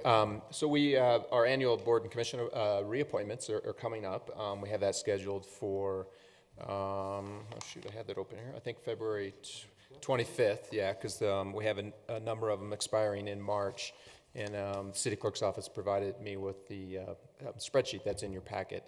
But there's also been some, over the last year or so, some discussion about wanting to know more about how our boards and commissions and authorities members are appointed. So we just did a little bit of research, Mr. Dahl and myself, put the relevant charter and code and state statute sections in your packet, and we can go through that kind of quickly here and take any questions that you may have. So, Mr. Dahl?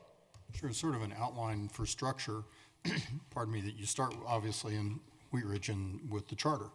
And that's in Article 9 of the charter says the council's got the authority to appoint boards and commissions. Interestingly, the charter says the representation on boards and commissions should be approximately equal amongst council districts. When you go to the code is tougher than that. Of course, the code's within your control, but the code says, with some exceptions, it's got to be equal, 2 persons from each council district. And then it makes exceptions in specific boards and commissions, as you have the authority to do, because you got that latitude under the charter. Approximately equal means that you can move things around a little bit. And in the past you have, and each board and commission is a little different, but you start with that basic rule, which was changed a little by the code. Both the code and the charter talk about the creation of boards and commissions, which trigger into this approximately equal or equal representation. And then you've got other animals, frankly, and you have several of those, 3 of which come to mind as authorities, which aren't boards or commissions. You've got 2 statutory authorities that are based in statute, not in the charter, not in the code. That's the Housing Authority and the Urban Renewal Authority.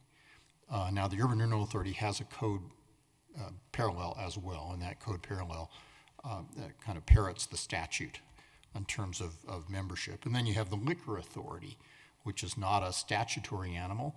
It isn't mentioned in the charter, but it is a code-based authority. You've got a section of the code, and that happened as a result of the council was the Liquor Authority many years ago, and found itself in the position of having liquor hearings that nobody else cared about, but the audience had to sit still for a huge liquor hearing, and so the council created a Liquor Authority many years ago. So the distinction I guess I would make would be between the boards and commissions that are reflected in the mostly Chapter 2, and you've got all those code sections, and the authorities, which are reflected either in the code, but reflect statutory material, or in the example of the Housing Authority, there's not a code section on the Housing Authority at all. There's a resolution of the council from 2001 acting under the authority granted to you by statute to create the Housing Authority. For the Urban Renewal Authority and the Housing Authority, those appointments by statute are required to be made by the mayor with approval by the council. And so both your code and the statutes follow that rule for those 2 particular animals. The others, to my recollection, I think all the others are just council appointments. So that's kind of a broad brush kind of sketch. There's a lot of detail for each commission, each authority. There's a section on voting rules that's important primarily for Planning Commission when they're voting on land use matters, and for the Board of Adjustment voting on variances. And we can get into the weeds on any of them, but as I understood it, your interest was primarily, how are these entities, how are the members of these entities appointed? And that's a real quick thumbnail sketch of how that happens and what the basic authority for those appointments is. So. All right, we'll open for questions. Mr. Matthews. Kind of a point of order here. We need probably figure out which sections of the codes dominate, because in 253A, it says that no elected officials should be on a board or commission. And we have that for, I know, Housing Authority and Urban Renewal, and I don't know if those are different animals, but the Housing Authority is considered a board by definition. Actually, it's considered an authority, a statutory. Somewhere in here it says it's a board, and I read it in the resolution. And so I don't know what governs. I will tell you, the code's full of those kinds of conflicts, and absolutely the way you resolve a conflict like that is the specific controls over the general. So if you have a general section that says, here's a rule, and then you have a specific section that departs from that rule, you are governed by the specific section, not the general section. So in the places where city elected or appointed official can serve on a board or commission as a result of that specific code section, that overturns, but you've identified the potential conflict, but that governs over the more general statement in Code 253. Okay, additional discussion, Mr. Urban. Thank you, Mr. Mayor. As I look at this, I think it would be helpful, just as that discussion happened, that the code or in some other way that we were to codify, this is what an authority is, this is what a board is, this is what a committee is, and these are the recognized entities within or surrounding the city of Wheat Ridge. Because as I look at it, we also have sort of ad hoc and defunct committees and ones that are coming online with respect to the community advisory committee, the outside agency committee, the budget oversight committee, the NRS, the Wheat Ridge Environmental Sustainability Committee, but yet those don't have the same sort of oversight or sort of structure to them than these other committees do. So I bring this up to kind of look at the open records requirements and the sunshine laws that affect these types of committees, and when do those laws apply and when do they not apply. So I think it would be helpful if we had some sort of codification of this is what it means to have a committee, and the sunshine laws apply to it in this way, because we can have any number of things and slap the word committee on the end of it, and all of a sudden we've got a decision-making body. So I just want to make sure that we have some kind of structure around that, and also an understanding for those that are applying what the expectation is of that particular role or their ability to serve in that role. Like for instance with the liquor authority, there's certain employment restrictions on that. So how would we go about doing that as far as codifying those various entity descriptions? I think that's frankly a really good suggestion. Over the years, I've had to answer a question about this board or this commission, and each time I have to work my way through the little labyrinth that we have that Councilmember Matthews identified, because there are, and in the end you can resolve it and you can come out with the answer. But if there were a chart, if there were a grid that had the body, what the membership is, the length of term, how it's appointed, how vacancies are filled, and whether or not subject to the Open Records Law and Open Meetings Law, and probably two other columns that I haven't thought of. But I've done grids like that for financing districts, comparing and contrasting between DDAs and LDAs and PIFs and TIFs and the various kind of alphabet soup kind of financing arrangements. And I found that really helpful, because then at one glance on a line you can tell yourself what that means. And it also, I think, would identify places where we have unintended consequences or conflicts. And over the years, in each case, I've usually been able to come to an answer that I believe was fair and was true as far as what the code required, but it was sometimes not an easy process. You had to come to this and realize it was overturned by that, but modified by that, but you need to check the statute. And probably over the years I've done that, on all of those, but I've just never written them down in one place. I think it'd be a good idea. That's a good idea, although, you know, we now are sort of less than 30 days out from when our appointments lapse. Or have we gotten into a time bind, or do we have the ability to extend the time or accomplish that, or do we need to accomplish that in order to appoint the boards? And I just kind of digress, but I want to go to Ms. Davis. Sure. Well, I think from the looks of the table, we need to extend the time because I know that it looks like we don't have applications. If this Excel spreadsheet is up to date, it looks like we don't have applications on some, and so I don't want to be caught in the situation where I was caught last year, where I had recommended someone who turned in a late application and someone turned in an on-time application. So I definitely want to clarify, like what to do next, because we have some areas that there's no application submitted. So are we going to say, okay, so for these positions submitted now, we're going to accept those, and then are we going to extend it for all applicants, or you know, I guess how are we going to move forward now, because now we're going to change the rules, and I don't want to change the rules because heads are going to roll, but we have vacancies. So I think that we don't want vacancies either, so I think that we need to definitely look at the list we have and at least extend for those areas that we have vacancies. So I think that we have to at least do that part.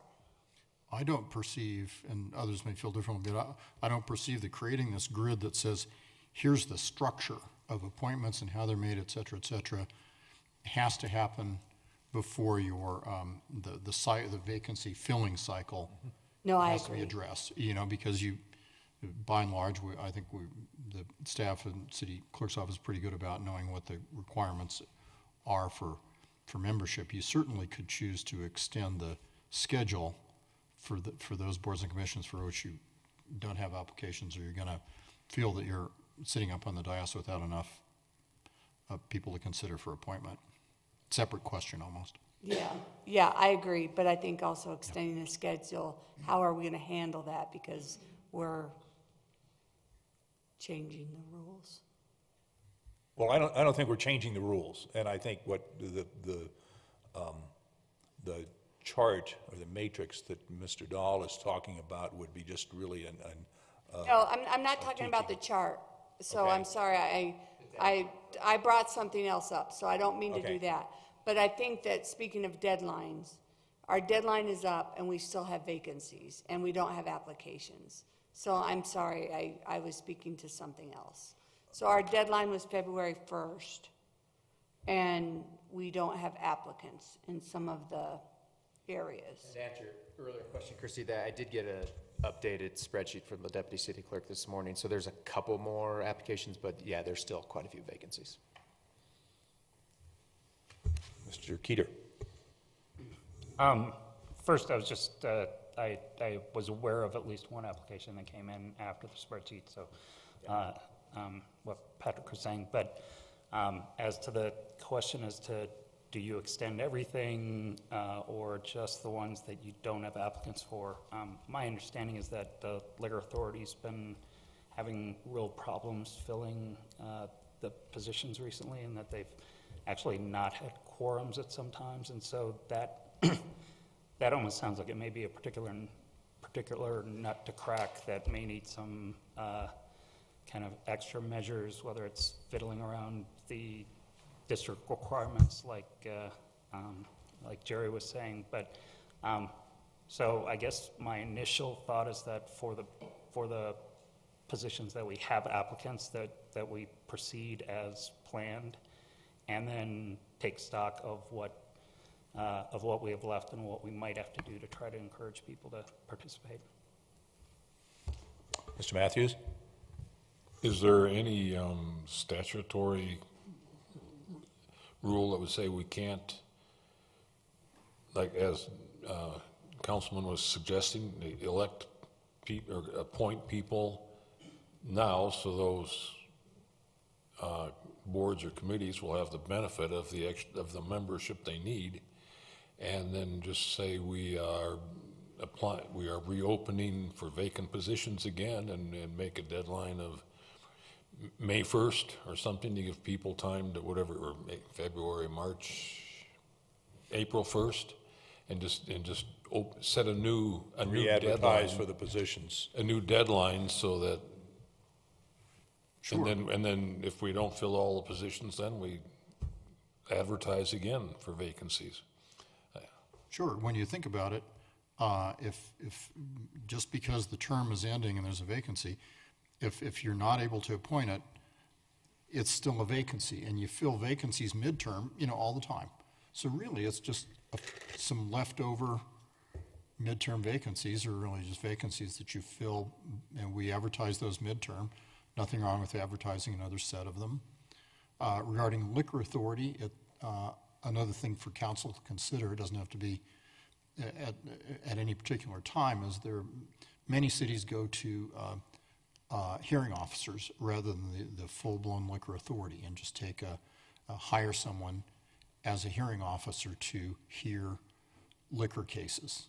The city of Wheat Ridge uses hearing officers for some code enforcement matters, uses hearing officers in the treasurer's office. There have been times when the city treasurer, for whatever reason, has wanted to use a hearing officer instead of the city treasurer to conduct the hearing. So the use of a hearing officer in kind of a specialized area, liquor is a specialized area, is appropriate. I'm not saying you should do it or not, but I'm saying it's an option for you for an authority if you're really having trouble filling it. Now, your planning commission, you're not ever going to be able to go to a hearing authority or a hearing officer, because that's a structure that really needs a public, needs a commission. The liquor authority, you could migrate to that if you chose. But to answer again Councilmember Matthews' question, absolutely. You do what you can, and if there's still some vacancies, those are vacancies, you fill them like any others. Additional discussion? Mr. Urban. This is a question for the city attorney as it relates to the residency requirements per district. I haven't looked through each of these footnotes, but are there certain boards that have a specific residency requirement and others are more general as it relates to you mentioned that estimated amount? Or Yeah, I'm trying to recall, and again, this is why I frankly do need the chart. The general rule is residents in the district, of course, where it says appointments have to be 2 from each council district, then that's residency. There are some exceptions. I think it's in Code 253 maybe even, I forget where it was 10 years ago, it was clear that it wasn't going to be possible to get somebody from a district, and the code actually now says, because the council put it in, where after reasonable efforts you still can't get someone from the district, then someone from another district may be appointed, and that so we have that flexibility.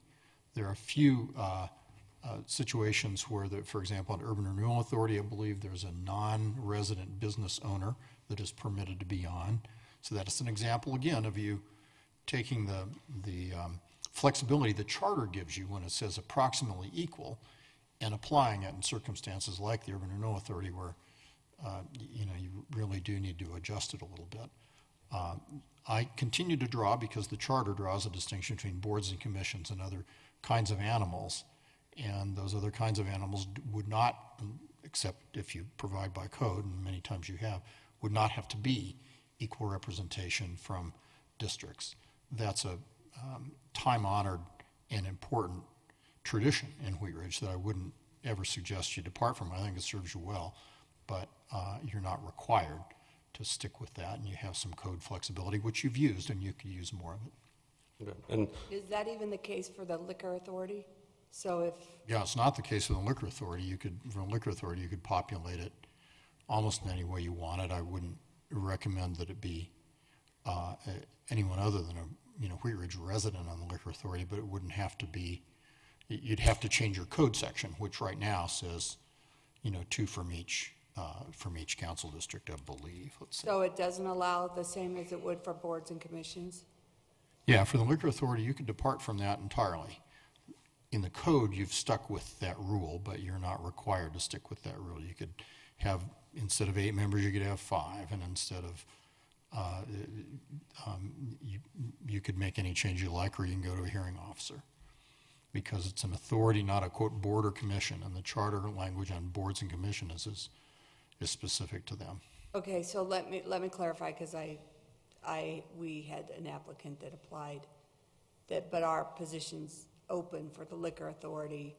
So he would not be able to be appointed by like District 1 for the liquor authority because he's District 2. So like if District 1 couldn't find somebody, they couldn't appoint him because he's District 1. Is that correct? District 2. I mean, because he's District 2. That's correct, because the little That's- code section on, hey, if you can't find someone from this district, you can reach Yeah, outside of the district. that doesn't work Right for now, our it was authorities.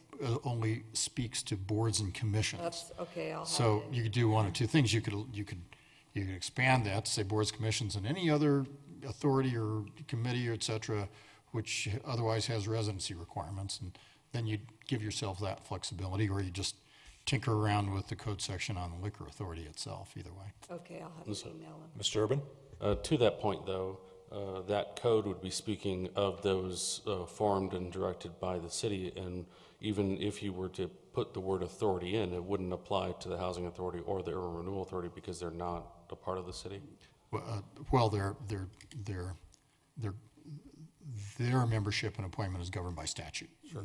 I appreciate your saying that. We've been saying is if we can kind of rewrite the rules, and you can, with the exception of entities that are set up by statute, and you're really only complying, you may only comply with the statute in creating them. And you're right about that. The Urban Renewal Authority and Housing Authority are statutory. And maybe it's those are capital A's and this is lowercase a, or some way to distinguish between the two. Statutorily authorized authorities authorized by charter or code, it would be a way of distinguishing. Okay. Additional discussion? After looking at the spreadsheet again, there's only 5 positions out of 15 that we don't have applicants for, so it's not as many as it may seem. So a third. Well, yeah, but could be worse. Can always be worse.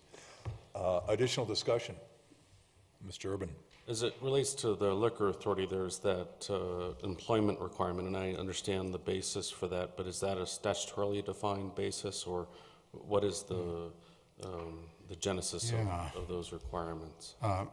Councilmember was referring to a requirement in the code that you not be employed by an entity that would otherwise have a liquor license, basically, in the city.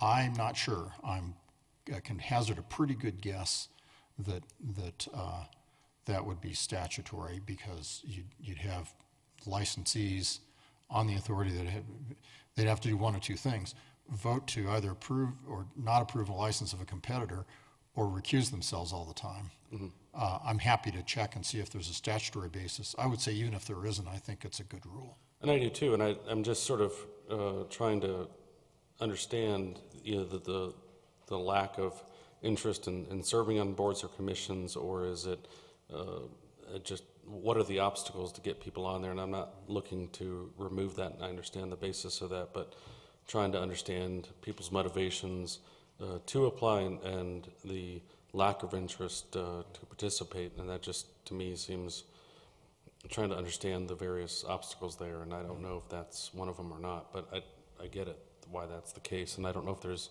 other hindrances in other boards or commissions that are keeping people from applying, but that one is the only one that pops up in my mind that it's a hard obstacle. So I just would like to ask people to get out there and apply and help our city out, because we need people to serve on these boards and commissions.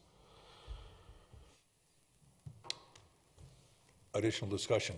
Mr. Matthews? 253C, Mr. Dahl, is where it says if you can't get enough members, then you can go outside the district and go for it. Yep. Thank you. Additional discussion? Well, we have a path forward. We've got this on our schedule for February the 25th. And we have applications that will be coming with that packet, I assume. Yes, we will. And, you know, we still have, we could ask the deputy city clerk to extend it until as late as possible before the 25th to see if you can get more applications for these other 5 positions. If that's the direction council would want to go, or just go with what the ones that you've received from the original deadline and then appoint those and re-advertise, I guess.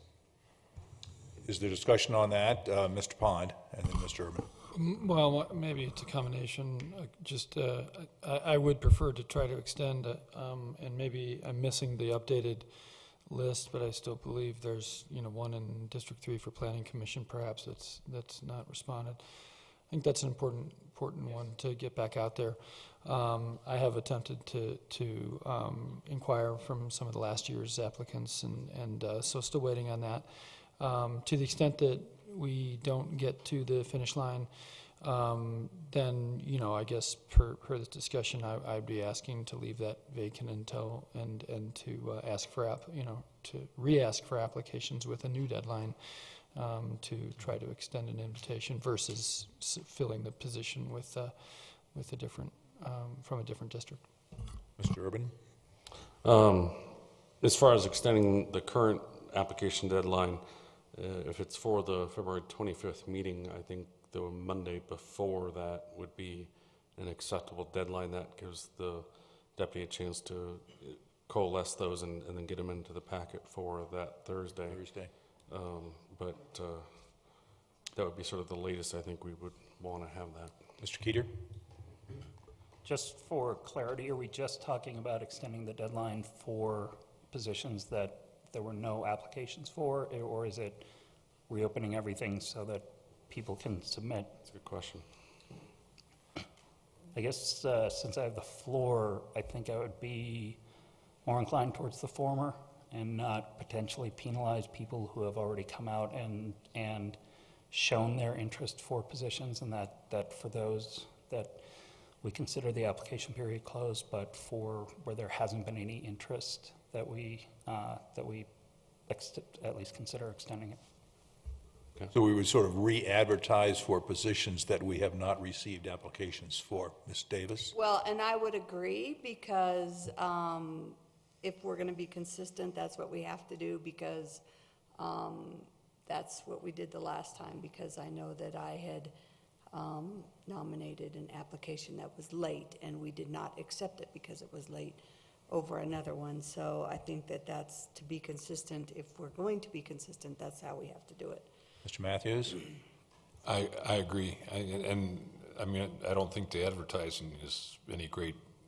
I mean, we put it on the website, and maybe there's a 2x2 block in one of the papers. So is the consensus that that on the positions where we had a qualified applicant, I guess, respond to it, that those applications would be closed, but we would re-advertise for positions that are currently we have no applications for? Correct. And to make that, to close the date on, did you say the Monday? February 18th, it's a Monday. Oh, okay. Mr. Keeter? It's a Monday, but it's a holiday. Does that matter? It does, yeah. Actually, our deadline for packet is usually that Friday before, so what's that, the 15th? 15th, if that's okay. That would, For the 25th? So it's usually 10 days in advance of when the a packet's week due. from Friday. Yeah, so that's a week and almost 2 weeks then. close of business on that Friday. Yeah. Yep. Okay, is that 15th then? Mm-hmm. And I have one other. That's not what our rules say, but.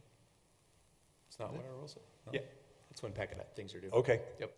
I'm wondering if we should send out a new list, since you said there's a newer one than what's in our packet. Yeah, I just got it a little bit ago. I think there's a change on it, but we'll get that out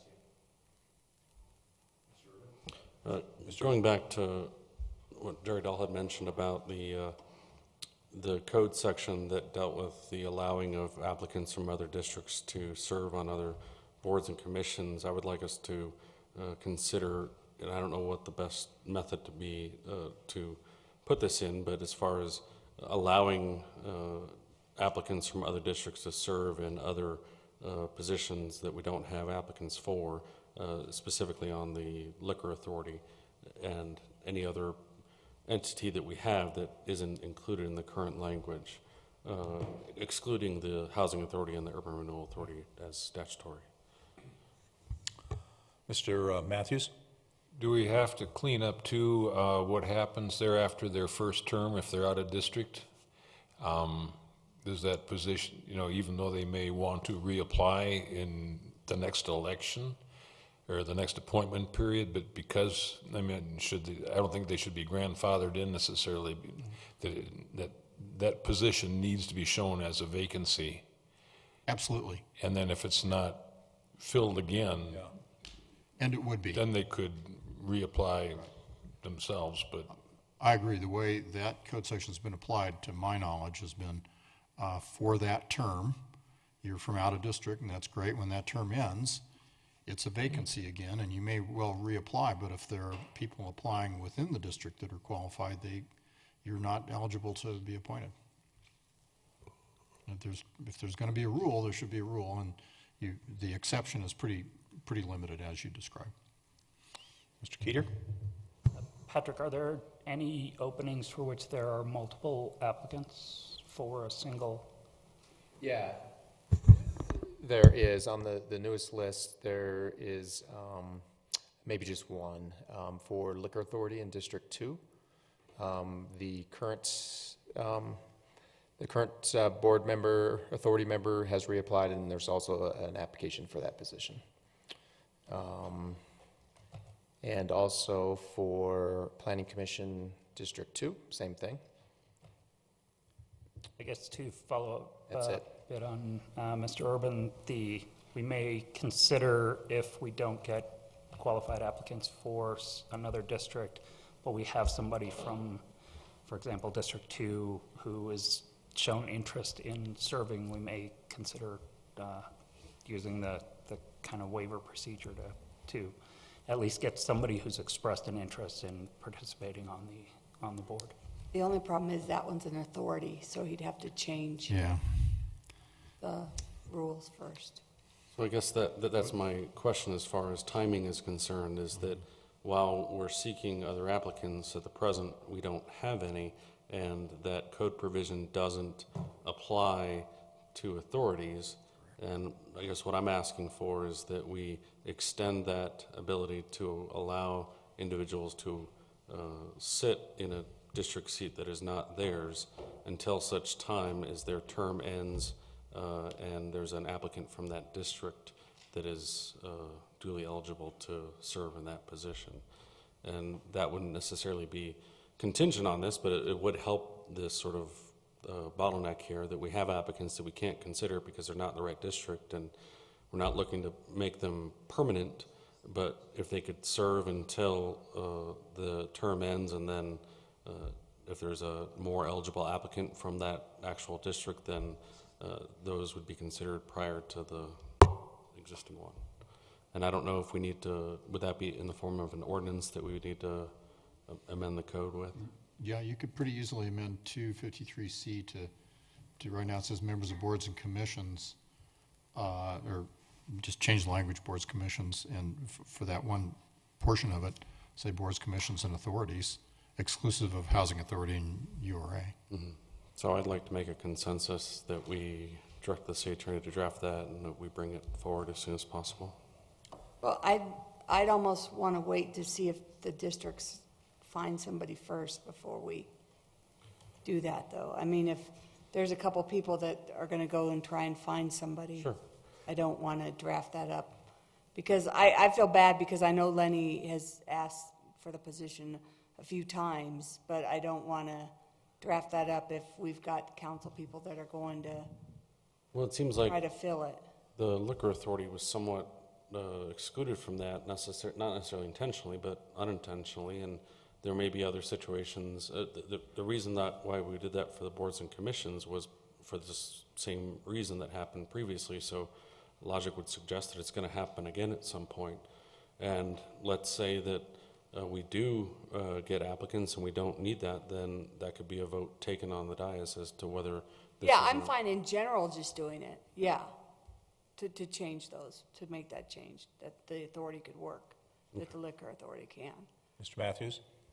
Just for clarification too, yeah, if we were to ordinance-ize the liquor authority, and that wouldn't really affect anything, but to clarify, if there are two people running for the same vacancy, and we've set a deadline for whatever, I think we need to vote on that, and then we're reopening then a new deadline for vacancies that weren't filled, and whatever person, say from District 2, did not get appointed would then be eligible to apply to go into District 3 or somewhere else if that suited them. I don't think we should do it the same night. I think it should be after a re-advertisement. Because then what you have to do is wait until all the votes are tallied. Now you've got leftovers, and you don't know if they necessarily want to go still serve or not. I think we just follow a procedure there that they are then eligible to apply for another seat.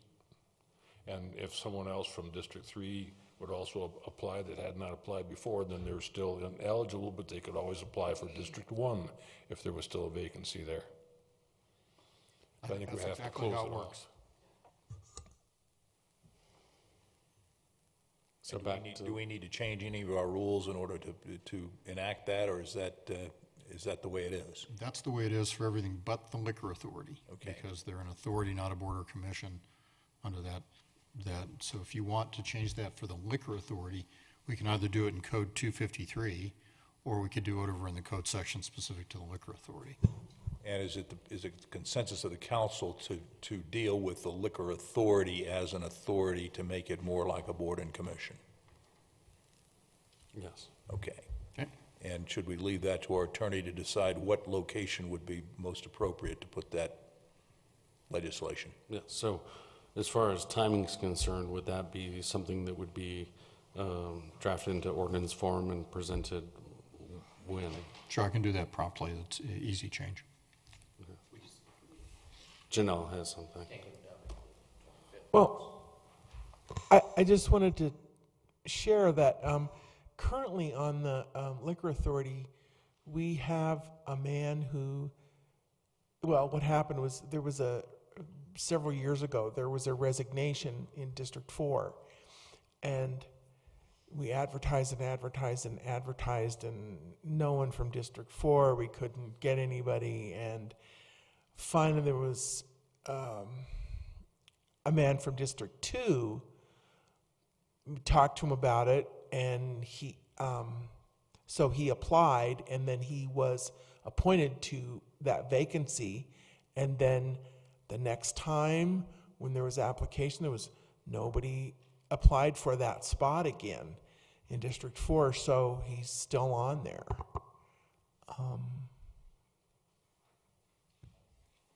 And he may well. He lives in District 2, but he sits on the seat for District 4.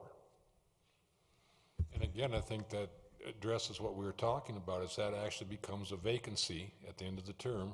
And if there's no one else from District 4 that applies, then he can still reapply. And once we write the new ordinance, that'll be okay, but right now it's kind of not okay. But I perceive that it just happened. Yeah. And okay, and I don't think you unseat someone. Yeah. But if we make the change, then there's an actual procedure to do what apparently was done. All the more reason. All the more reason. All right. All right. Do we have other direction that we need to? Well, was there a consensus on Zach's last consensus? Christie interjected before. Was there a consensus on that? On. Can you repeat your? Sure, that we make an amendment either to 253 or the Liquor Authority Code to allow for the appointment of a individual not within the district that the vacancy has occurred, and allowing that person to serve that term. And upon the expiration of that term, if there's an applicant from that district, that the individual that served in that position wouldn't be eligible to apply. And now if there is none, if there is no applicant from that district, that person could reapply and continue to serve at the pleasure of the council. Okay, I can do that. Mr. Dahl, isn't that already, since it says when someone's appointed out of district, they serve that term and you can't kick them out until the term's finished, and they're allowed to finish that term, and I think that kind of does what you want it to do. It does, but of course it doesn't extend to the liquor authority because the code simply doesn't extend that to the liquor authority. And what's on the table is, should we extend that rule to the liquor authority? And yes. And Councilmember Urban's describing what would happen anyhow if an out-of-district person were appointed under this new rule. They would only serve to the end of that term. And if there are qualified applicants in the district, then you can only consider them, because there's sort of a re-advertisement process if the deadline comes, and because you don't know that you're not going to have someone from the district until after it's closed, so now you have a vacancy, and then you do a re-advertisement, and that's what you do. And so I've got the direction I need, honestly. Can I also ask for a direction on this chart that sort of puts down in one place all of the various entities that you appoint and their characteristics? I think it might be good to have under our elbows just as time goes on. Do we have consensus for Mr. Dahl to... Hold on that point, I guess the caveat you offered was those that we appoint, but there may be other committees and teams and gaggles of citizens that are coalesced by the city, like a murder of crows. I don't want to come up with I don't know what that would be, but we always have these various committees, so I think there needs to be sort of a spectrum of these are the ones that are appointed by council, and if they are not appointed by council, then they're an ad hoc committee, or they are something else, so long as we can kind of codify that. And I think that's important as it relates to the Open Records Act and the Sunshine Laws, to make sure that we understand where those apply and where those are less applicable, just as far as the nature of that group or committee or whatever it might be. Absolutely. And there's a mayoral appointment authority for certain ad hoc committees that has been used by mayors in the past, and we'd want to distinguish them. Okay, sure. But we would look to you and your new chart to sort of be a comprehensive review then of all of the boards and commissions and authorities and other committees or things that we may have purview on. Sure. Exactly. Gaggles. Yeah, gaggles. That's is that an official term? Put that in. Okay. Very specific term. Yeah. Thank you. I will do that. Okay. Is there other discussion on item number 3? All right. Seeing none, we will conclude that item. Item number 4 is staff reports. We'll start with Mr. Goff. Yeah, real quickly, I had a conversation with Denver Transit Partners today. Just a quick update on the G line and the A line. Hold on to your seats, nothing too specific. They do have, I think their next official report out is February 21st, but he wanted to let me know that December and January were probably the most positive months they've had with all the regulators. The Colorado PUC, the Federal Railroad Administration, so he feels that they're making great progress. But as always, not a lot of detail in their updates, but it's good news, I guess, that they're feeling confident. So, well, yes. I guess I would point out that the Federal Railroad Administration was closed for the month of January, so I'm sure that was a rather positive month for them. That's a good point. Good point. No wonder it was positive. Okay. We will go to elected officials' reports. Raise hands if you've got something to offer. Ms. Shaver, I never see your hand, but I want to make a... Oh, Mr. Dahl? I asked if I could join the staff reports for a quick direction on something. As you might recall, in 2006, the voters adopted Amendment 41 to the Colorado Constitution, and it had to do with ethics in government, and there was created an independent ethics commission, which had jurisdiction to prosecute ethics violations. Most recently, we've seen a case filed involving former Governor Hickenlooper. It's been in the paper on those campaign contributions or some campaign funds, and that case is ongoing. That commission has sort of broad authority, and it is capable of receiving complaints about ethics violations, conflicts of interest, misuse of public funds, kinds of violations from local elected officials as well, elected and appointed officials as well.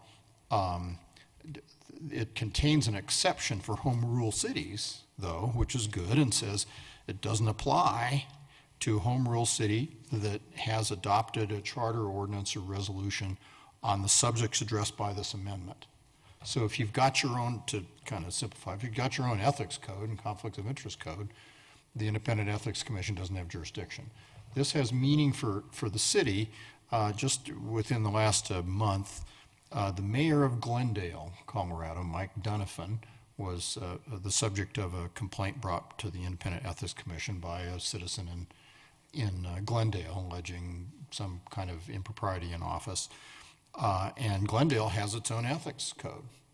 And so the mayor responded and said, Independent Ethics Commission, the state-appointed commission, you don't have jurisdiction over my actions. It's only our local city code that governs that. And the Denver District Court agreed, but that's been appealed by the Independent Ethics Commission. I'm convinced the Court of Appeals will uphold that.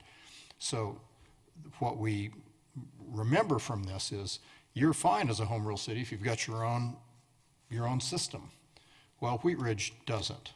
It really only has two charter provisions, one on elected officials generally and one on the council. So one on basically the clerk and the treasurer, and the only other elected officials you have, and one on the mayor, and one on the council.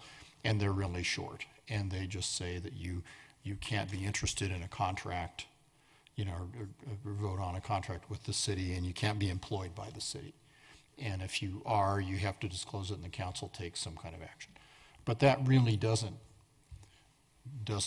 live up to and doesn't really equate to a code of ethics that you will have that would describe, for example, what is a conflict of interest, what's done when that happens, who reviews those, what about gifts and gratuities, the classic list of half a dozen topics that ethics codes cover when they're in a city code. In other places, I've had the council to, in a hurry, just adopt an ordinance that says we hereby adopt. There's a statute that's pretty lengthy, but the problem is the statute talks about state offices and then city offices. It's a little messy. Most cities have a 2 or 3 page ethics code that governs conflicts of interest, et cetera, that would address the issues addressed by the amendment sufficient enough to protect you from anyone walking in saying, I'm going to file an ethics complaint against Councilmember Dozeman with the state commission. This has been brought to light by this district court decision that was just handed down in January. Everybody kind of assumed, well, if you got your own system, you should be fine. And the ethics commission apparently doesn't agree. I think they're going to lose. But nevertheless, meanwhile, the rule remains that you've got to have your own system really to be, I won't say immune, but to govern your ethics questions locally rather than be litigating them in front of this state commission. And this is one where I recommend that you direct me to prepare an ethics code. It won't be miles long, and I'll be able to look at some others that I've done or that other cities have, and you'll be able to see it. And I would bring it here at study sessions so that you could see sort of what it contains. And you can end up having your own rules about things, so long as they're not actively encouraging elected officials dipping into the public, fisc. But it won't be written that way. But if you have that, then if there is the complaint, it's not that it's not a valid complaint, but it's heard locally, and you have your own. Typically, the council itself would review those, and then appeal would be to the district court or something. But you'd be kind of insulated from someone walking down to the Independent Ethics Commission in Denver and deciding to file a complaint against you because they are mad at you. So we've been running bare for. We have. That's true, and it's a lot of people kind of assume that the Independent Ethics Commission is really just going to look at state level, complaints. But this Glendale case really brought it to people's attention that unless you've got your own system, you're a little bit at risk. Thank you, Mr. Urban. Thank you. I guess I'd be curious as to what are the components of an ethics code. I can see a burden of proof component and an adjudication component, and then a reprimand or sentence component to it. And I'm not certain as to how you would set that up so that is council adjudicating the ethics violation of one of its own members? Is the punishment for that public flogging, a slap on the hand, a censure, expulsion, the gamut of sort of penalties for that, or trying to understand sort of the nuances of that? Is there any sort of definition in statute as it relates to you must have this part, and this part, and it must be conducted by this group of people versus that group of people? I'm not quite clear as to how that would come together. Well, frankly, not to that level of detail. The statute, which I worked on when I was the attorney for the Municipal League in the late 80s, the state statute that a lot of people use as kind of a starting point, although because it is a state statute, it has more in it than you would use here. It frankly has some shoulds and some shalls in it. You shouldn't do this, you shall not do this, and there's kind of a list of things, mostly, participating in items where you have an interest in one way or another. But there's a distinction between participating in something where you have an interest in a competing company versus where you're going to assist them or where you're going to not assist them, or where you're assisting yourself and where you're voting against the interests of your competitors. And interestingly, the state statute makes a distinction. You can vote against your competitors, that's a should. Or should not. It's a shall not to vote to advance your own interests, which I've always found fascinating because the statute makes that distinction. For our purposes, I think I'd have a uniform rule. But typically the appeal body or the body that makes the decision is the council. I think you'd want to say whether or not the member affected gets to vote or not. Often that's kind of silent, and that's not good. There's kind of the list of safe harbors and the list of shall nots.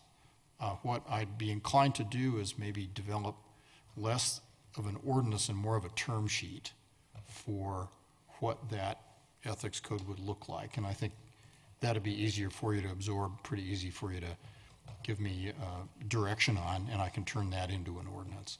I didn't come prepared tonight with all those details, and probably should have, but it's not hard to do, and it doesn't get so detailed that rules of criminal procedure it doesn't get that far, and you don't have to get that far to take advantage of the constitutional exception for home rule cities. Okay. And I just obviously have no issues with providing that remedy. It's just understanding how does that get laid into law and how that gets carried out, and protecting against the misuse of that, as we've seen with the state commission, as we all thought it was going to be limited to the state, and either they've run out of unethical people to look at and now they're coming down to us, or they are just real go-getters, whatever. But I guess as I look at this, it's trying to understand, as we look at the ethics, is it the ethics relating to financial concerns? Is it ethics relating to other types of concerns, or is there any kind of delineation between financial and non-financial? So if I'm serving on the Jefferson County Housing Authority Board and there's a matter concerning them, even though I don't have a financial interest in the matter, how does that come out as far as ethics, and that I'm not personally benefiting, but there's a matter being brought. Fair question. I will say that the fact that you're on different boards and sometimes you change hats and now you're on this board and that other board is here in front of you, no problem. It's public work that you're doing, and as long as there's not a private financial interest, no problem. The categories generally addressed by these things are your own personal financial interests. Usually it's a follow the money kind of analysis in the main, which would include your own personal financial interests, companies you're involved in, properties that you have investments in, for example, campaign and election funds use, and that's where the Hickenlooper complaint is, and the sort of family conflicts of interest kinds of issues. And those are really the three main categories, I would say, of issues that these ethics codes look at and define.